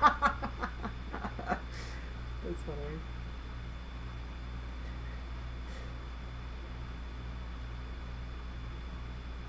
I don't think teenagers are dumb, to be clear. I don't think that at all. I think teenagers are actually way smarter than we give them credit for. But I also sometimes find myself in a situation where I'm like, what am I supposed to do? I spent so much of my, like, young adulthood, my childhood and into young adulthood, like, making myself get out of people's way. When people don't do that, I'm kind of like, where did all this unearned confidence come from? Are you a serial killer? Like, I don't understand. You don't move out of the way? Like, preemptively move out of the way just in case you're in someone's way? I don't know. I'm projecting my own bullshit onto other people, I guess.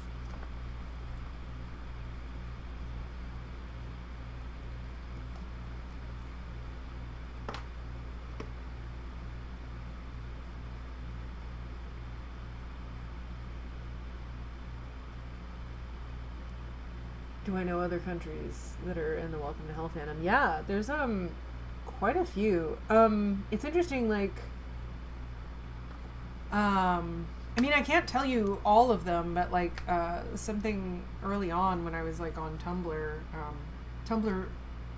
well, the blog that I have, the setup that I have installed shows like, or whatever, the theme I have shows like people that, like, oh, there's a visitor from this country or whatever, like it shows you, and it's almost always more than just like North America, like it's almost always other countries on there. I know there's like a fairly big fandom in Russia. I get a lot of comments from Mexico. People have dubbed it in German and French. I mean, I don't know how big the fandoms are for each one of those places, but yeah, I mean, yeah, there's several countries. Russia kind of surprised me. That was the first, like, time I noticed. Honestly, I guess I should look at my YouTube stats more often, but I noticed pretty early on, like, oh, there was, like, a lot of Russian fans, which I thought was kind of interesting. Yeah, I don't know why. I don't know why exactly it popped off there, but, yeah. I don't know. It's cool.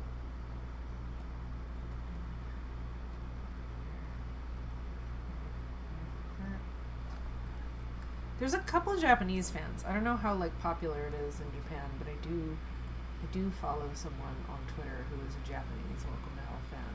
They're not like actively posting about it right now, but they were for a while, and I was like, ooh, this is fun. They had like a cute little profile pic. It's like, oh, it feels like an anime.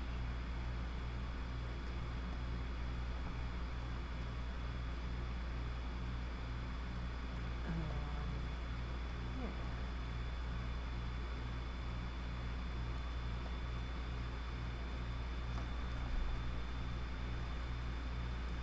God.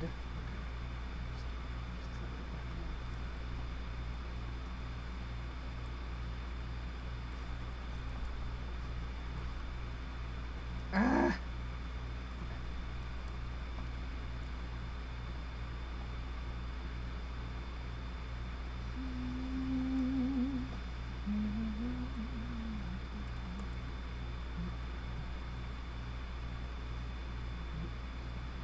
No! The smaller and crunchier the bitmap is, the harder the fill bucket kind of fucks up sometimes. It's okay.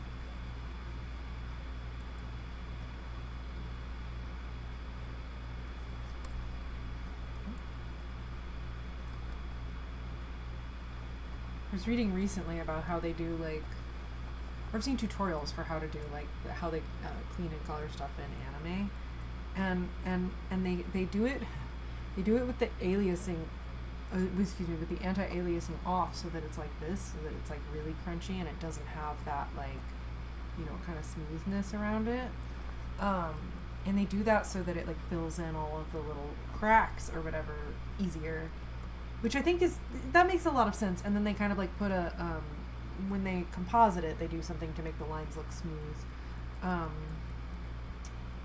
But I feel like, but they also like, I think, flatten it in the process. I could be wrong. I have some friends who've worked in anime, so maybe I should ask them if this is actually how they do it or not. But like, and I'm like, I can't flatten anything. If I flatten my shit, like I'm positive I will have fucked something up. Like I can't commit to that. I'd rather just like be really like fussy about making sure I'm filling in all the little holes. Anyway, I don't know. Not super important. Just clean up. Oh. Come on. What are you doing? There we go. Alright.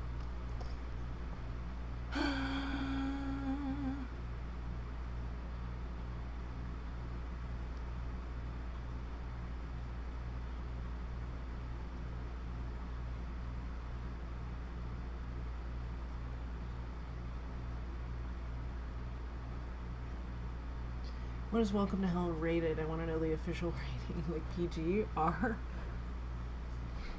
That's interesting. I don't know. I mean, like, you're talking about film ratings. I guess it's a film, but it's like, would it have TV ratings? Would it be rated the same way TV does? Or would it be rated like a film? I think, let's just use film ratings because most people understand that easier than they do TV ratings. It's tricky because that has like changed over the years too. Like I don't know if you've gone back and watched like what a PG film was in like the 90s, like the 80s or 90s. It's like you're kind of like, this feels like this is a little heavy for PG, isn't it? Like, so that sort of sensibility I think has changed over the time. Welcome to Hell is tricky because the subject matter is fucked, as they say in the industry. The subject matter is tricky, but the actual, like, what we see on screen is not really particularly violent or gory or any of that, you know what I mean? There's sensitive themes, there's sensitive subjects, but we don't like really see them. I'm not sure. I guess I should look up how like the MPAA would like rate something like this. On YouTube, I have to click "not made for kids" when I upload anything. That's something I've always kind of struggled with in terms of like, oh, why don't you pitch Welcome to Hell? I'm like, pitch it where? It's like kind of a kids show, but it's also about suicide. So like, I don't even know if I'm allowed to say that on YouTube. Like I don't know if this stream is monetized or whatever, but people kind of self-censor and they say like, anyway, I'm just saying like, whatever, if the stream gets monetized, it's not a big deal. But like, yeah, I don't know. It's like interesting. I don't really know how exactly to handle that. Oops.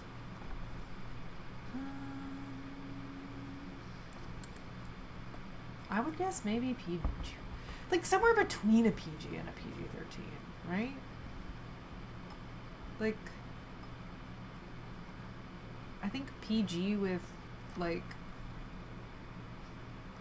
because PG means parental guidance, right? Like there's still something that you might encounter in here that like you might need to have a talk with your kids about. And I think that's appropriate. Like the sheer amount of people who were like, I saw Welcome to Hell when I was 2 years old and it made me want to be an animator. Like, and I think those people are fine. Like, I don't think there's anything like severely wrong with them. I think I like fucked up a bunch of kids by putting this thing on the internet. Like, I think maybe that's proof that like it probably doesn't need like, a PG-13 rating. But I don't know, like, there's not really any swearing. I kind of like made a choice to like, well, if I'm gonna do a thing that's about murder and suicide and all this, like, then they're not gonna swear. Like, I kind of picked like, okay, if I'm gonna have the one, then in order to make that palatable, I kind of need to like handle it hopefully with some level of sensitivity, but then also like not just crank it up to 11 in all the other departments. Like, it's not particularly violent, there's not really any swearing, it's actually a kind of sweet little story, like I don't know, it's just tonally very strange, so I don't really know. I would say maybe PG. I think PG is acceptable. It's a 80s PG. It's a 90s PG. You know what I mean?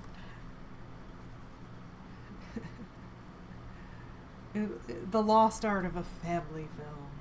No, I don't say it's a family film, but like, it's an 80s and 90s PG. Back when PG actually meant something. We used to be a country.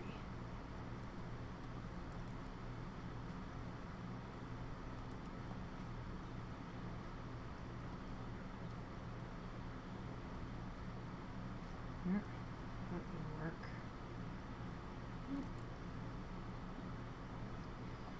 Turn off the auto pick.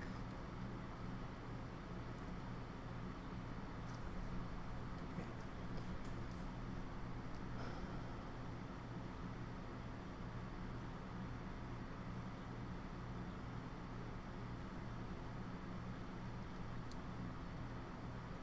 Oh, someone mentioned seeing some Korean fans. I have some fan art saved on my like iPad. What do you call it? I want to say screensaver. I'm sorry, I'm such a boomer. Like lock screen or whatever. Wallpaper that is from a Korean artist. I don't know like how big it is there. Like, I don't know if there's like a whole bunch of fans or if there's just like a couple. But yeah, yeah, they're everywhere. That's what's nice about putting your stuff on the internet, is like you can reach everyone. It's not just like oh, you put your stuff in like a local film festival or something. It's like you put your stuff where literally everyone can see it. And in some ways, of course, that's like detrimental because there's like a million other things on the internet and a million other people. But like, it does kind of give you the opportunity to like reach people outside of like the sphere of interaction you would normally have. And that can be really helpful, especially if you like, grew up in like a town where you feel like you're the only person who likes something, or you're the only like whatever. That's kind of how I felt. You know what I mean? You throw something out into the world and you get other people like, oh, I really like vibe with this, like I really identify with this or whatever. And that's kind of cool because, we otherwise wouldn't have that if it weren't for the internet. We can complain about the internet a lot, and I do, and I will, but like, there are ways in which it's like actually magical and powerful and cool. And I hope we don't lose those.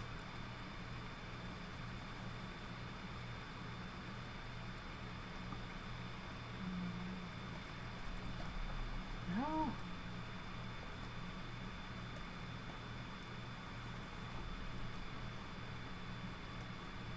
Okay.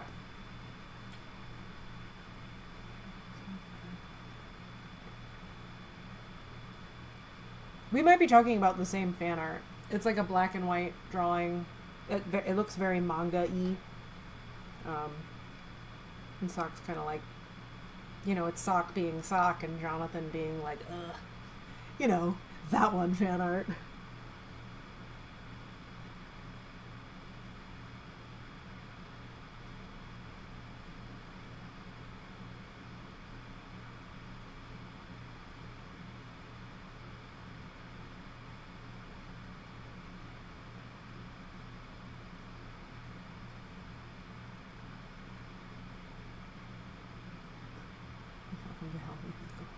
In like a world where I like where I have all the money in the world and I get to make exactly the thing I want to make, like Welcome to Hell would have musical numbers in it.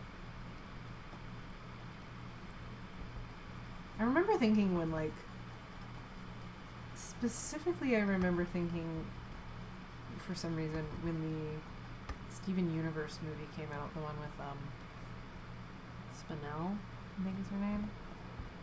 I mean, the whole show was also musical, but, like, I remember, like, because that was a movie and it was, like, contained and there was, like, sort of recurring musical, like, motifs and stuff, I remember thinking, like, wow, she did it. Or they did it. Like, Rebecca Sugar got to, like, live the dream of, like, I made art and also it has all my original songs in it that I wrote. And, you know what I mean? Just like, wow, they're living their best life, the life we all wish we could. It's just like, man, they made it. I would love to do that. I would love to just like write a movie, musical. Can I do that? Wait, does he stay still?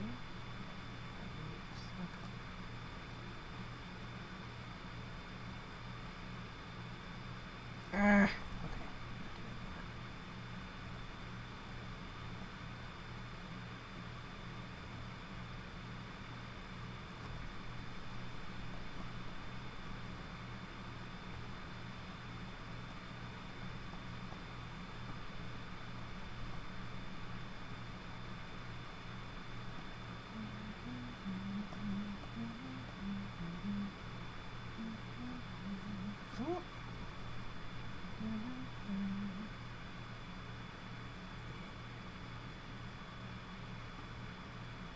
Okay, let's shout out to iPad wallpaper. You know what my iPad wallpaper is? Maybe I showed it before, I don't know.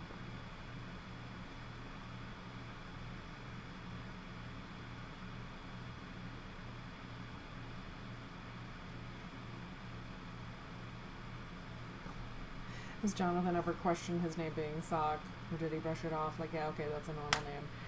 I don't know. Maybe I should have that in there at some point. Like, you know, if Welcome to Hell is kind of like,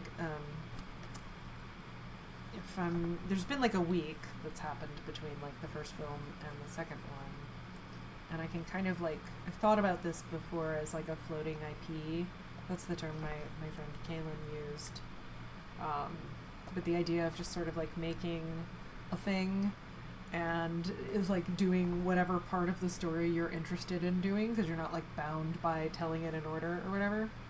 And if I did something like that for Welcome to Hell, like I could just do like, I don't know, like one of the random days of the week or something where he actually like says his name is Sock and Jonathan's like, what? Or he just doesn't say anything about it. Like, that could be a fun like little bit to explore. Beautiful skin here. The music of Welcome to Hell needs to be talked about more. Thank you. I appreciate that. Oh, you knew about it because it was brought up on the server. Okay, that makes sense. It makes sense that I said it before in the server.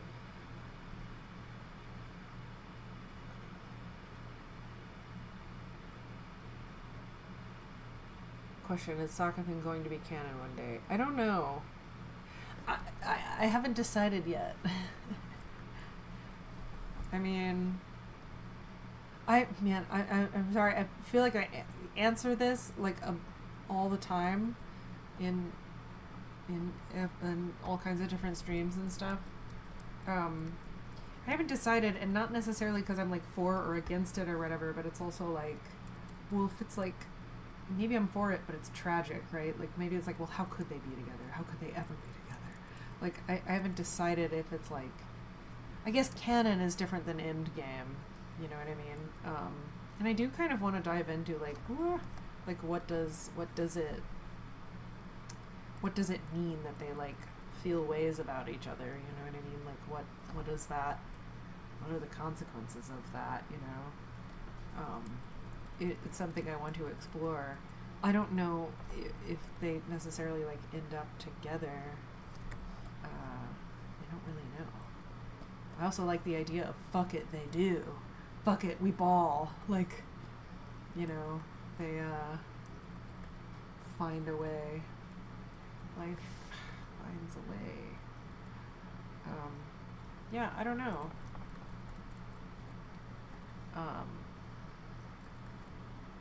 Yeah, there's something there. Like, I don't want anyone to think they're crazy if they like are like seeing that it seems like there's something going on with Sock and Jonathan. That's not like, I did put that there.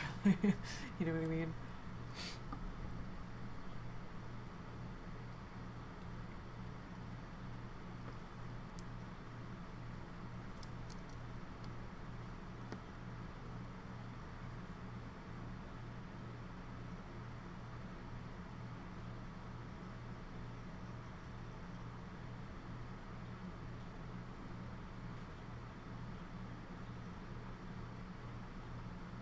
Sock is giving genderqueer and he would not want to dead name him. You know what? I actually hadn't thought of that.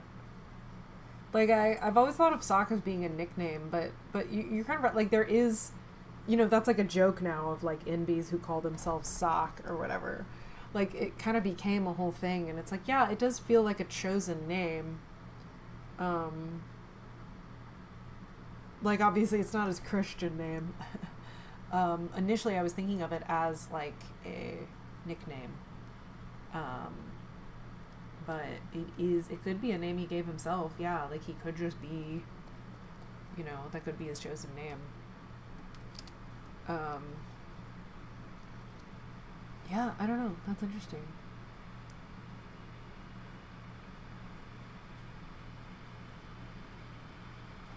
Okay, someone keeps mentioning about sharing the Discord link, and it's not showing up for me either. So I wonder if like you just can't share links in the chat. Is that something I have to allow, or is it something that like automatically YouTube like doesn't allow?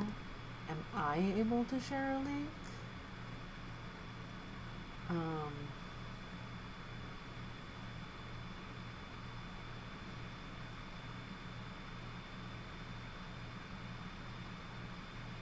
I'm not sure.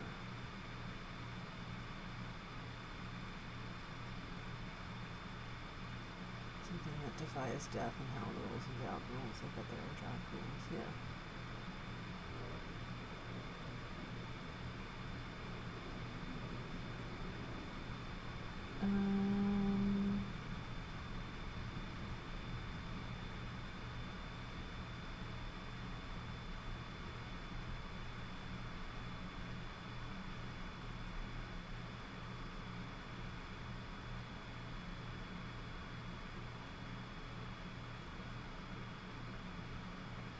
Sorry, I'm like trying to catch up.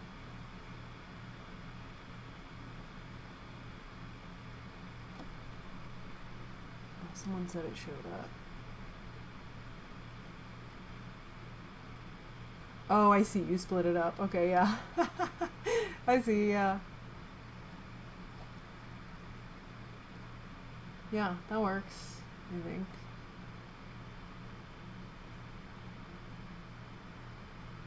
Oh. Yeah, there you go. Yeah, the first one is, it's like HTTPS, blah, blah, blah, Discord. And then there's another message that's like the backslash and then like the, jumbled letters and numbers that makes it the server. I wonder if I can just, let me open the server. I don't have Discord open while I'm streaming because I'm worried it's gonna like crash my computer, but let's see. Also, man, we are coming up on 4 hours. I'm gonna have to stop soon. This is crazy. I feel like usually I go for 3. I was sort of like locked in for a bit, so I wasn't really thinking about how long I was going. Let's see. Okay. Working on getting Discord opened.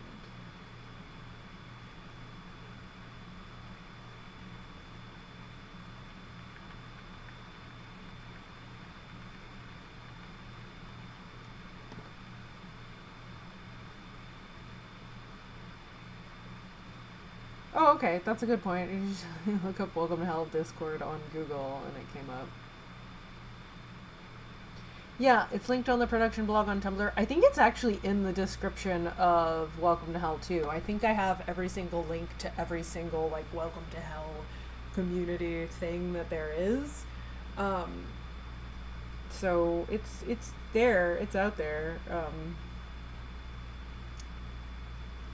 Maybe I don't have to open Discord. I'd love to not open Discord.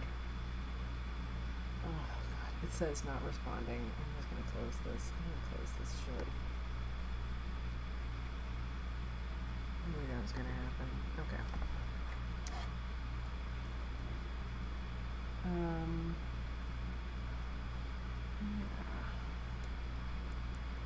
Is this it? Did I get all of these? Here. Oh, I need to give him a star. I'm gonna finish Sock's star on his hat, and then I think I'm gonna bounce.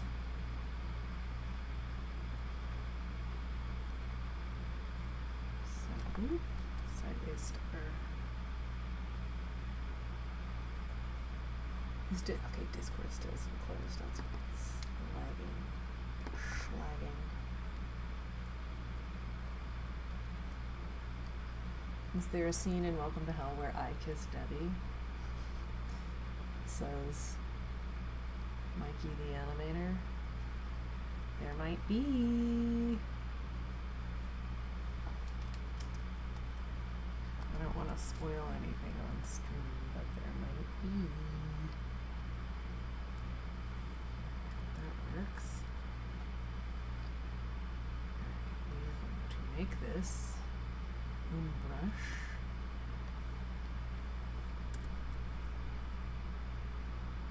I'm gonna pop. Oh, that's fucked.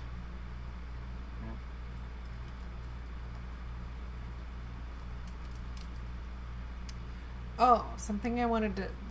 This is not super, super important, but it was just something I've been thinking about lately. I saw Hoppers the other day, the Pixar movie, and I quite liked it. I kind of suspected that I would like it because I've been in a mood of like we should make caring about the environment cool again. So I kind of anticipated that I might like it. It's not a perfect movie. It's got some problems. Like, you know what I mean? But I was really surprised by how much I liked it. I mean, recommend if you're on the fence, if you're thinking about seeing it. It was really, really unhinged. People are saying it's unhinged. It is. That kind of does it for me. I'm like, all right, yeah, like let's get weird. Let's get weird. They kind of like the narrative that you think it is, the kind of like, oh, we're doing Avatar, we're doing person goes and lives with the animals and learns about it and then fights on behalf of the animals. We kind of get that storyline out of the way in the first act because the main character is already like, she's like already on board for that. Like that's what she wants to do. And she gets in there, she does that, and then like, and then the next, everything that happens after that just like escalates in such a deranged way. It's so like, it just keeps escalating in this like kind of crazy way, but not so crazy that it's like unlikely. It feels like emotionally satisfying what it does. And I don't know, I just had a really good time. I don't want to like spoil too much of it, but if you're thinking about seeing it, I think it's worth it. I quite liked it. It's definitely the most like fun I've had watching a Pixar movie in a really long time. The director was the We Bare Bears dude, and the writer is, he wrote, what is it called, Me, Earl, and the Dying Girl, which I haven't read, but yeah, so, and it feels, I mean, I don't know, I feel like every time a Pixar movie comes out, it feels like, someone had this awesome vision and it got fucked up in production somehow. And this feels like it was like it someone got to make the movie they wanted to make. Yeah, and it just like escalates in like a completely like just unhinged way that was really, really fun. But I'm like totally there the whole time. I was like, yeah, all right, that's where we're going with this. Sweet, okay. Yeah, I had a good time.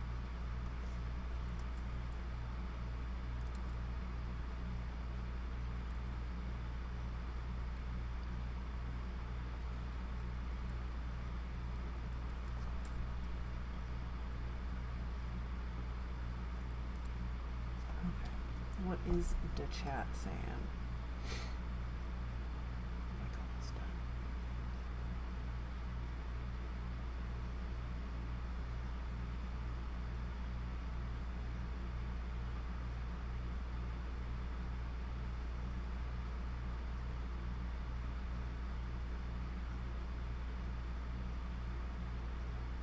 Something's furry canon. Yeah.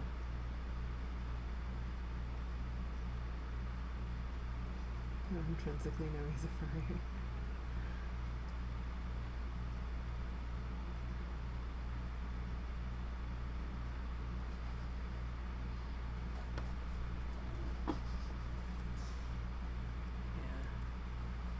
Yeah. I think it's funny. I like the idea of like people know there's something a little off about Sock. I'm not really sure what. And they're like, oh, he must just be a furry. He must just be a furry. That's what it is. You know, I thought something was weird about that guy. I think he's just a furry. Keeps him off of the scent. Oh wait, the star should be getting bigger because he's moving in fucking Z space.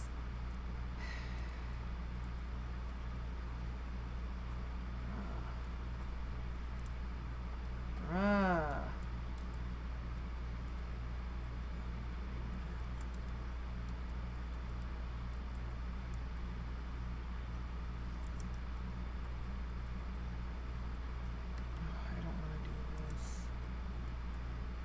has to be a better way.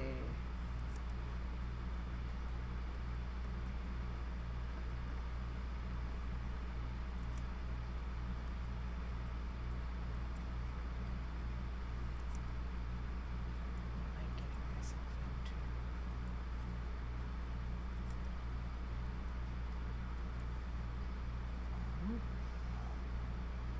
Let's just see how that tracks.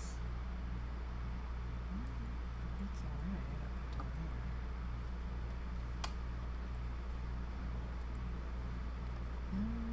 Okay. Oh wait.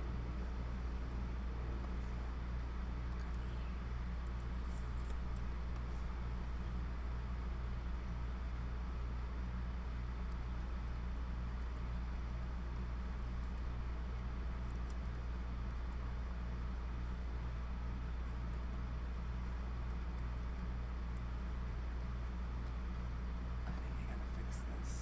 I think this star looks too fucked up.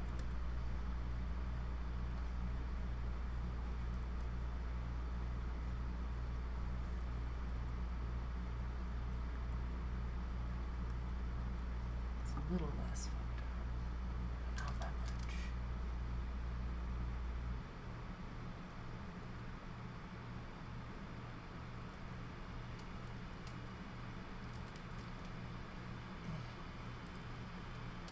Now it's too pointy. I was like, I'm just gonna do this one little thing and then I'll get off the stream, but it's like this one little thing is like taking me forever. Copy. Refresh.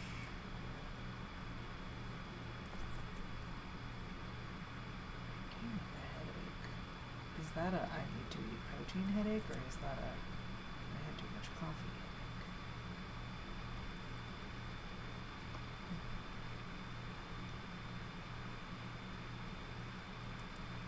Hard to tell.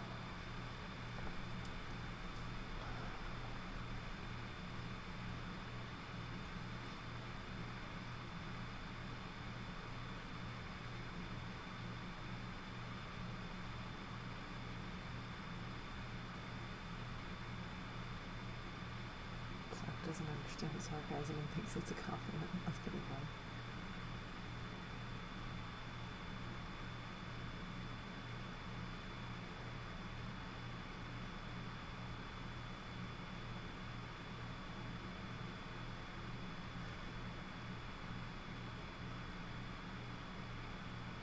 Yeah, sorry.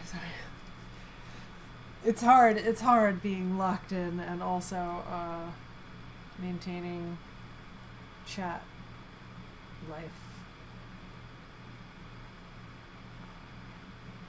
So close to just having this be there.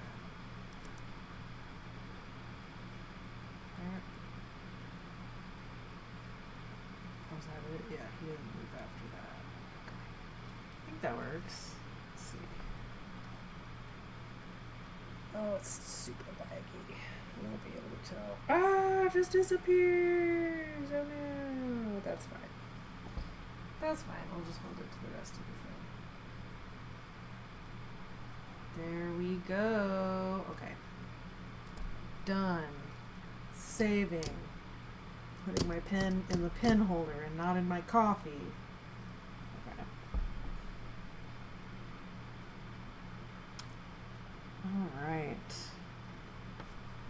Two stars for making holes running. Yeah. Yeah. It's crazy. I don't know why I did this. I don't know why I did any of this. Let's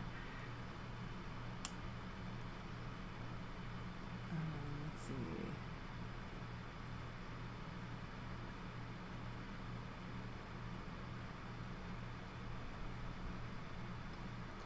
Alrighty.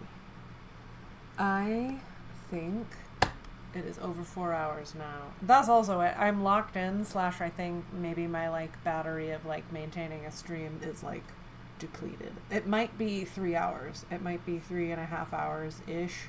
I think maybe that's where my like cutoff is. That's so crazy. I don't think I've streamed to the point of exhaustion before. I mean, not exhaustion. I'm using a lifting term, but you know what I mean. Just like, oh, okay, wow, yeah. I think I all right. I'm winding down now. So it's ever since I dunked my hand into the coffee. There's still hand coffee. There's still plenty of hand coffee, by the way. So I'm gonna slurp that down and get on. I like saying well, I don't know why we're saying schmovements, but I quite like that. Did I say that? It sounds like a thing I would say. I don't know if I said that and that's why you guys are saying that or what. But anyway, I'm glad it feels like there's a little town and you all know each other. But yeah, okay. Well, I'm gonna get going. Thank you guys for hanging out, and I will try and do it again next week. What's next week? Yeah, I'll do it again sometime next week. And yeah, thanks for tuning in and hanging out. And I hope you guys had a good time. See you all later. Goodbye.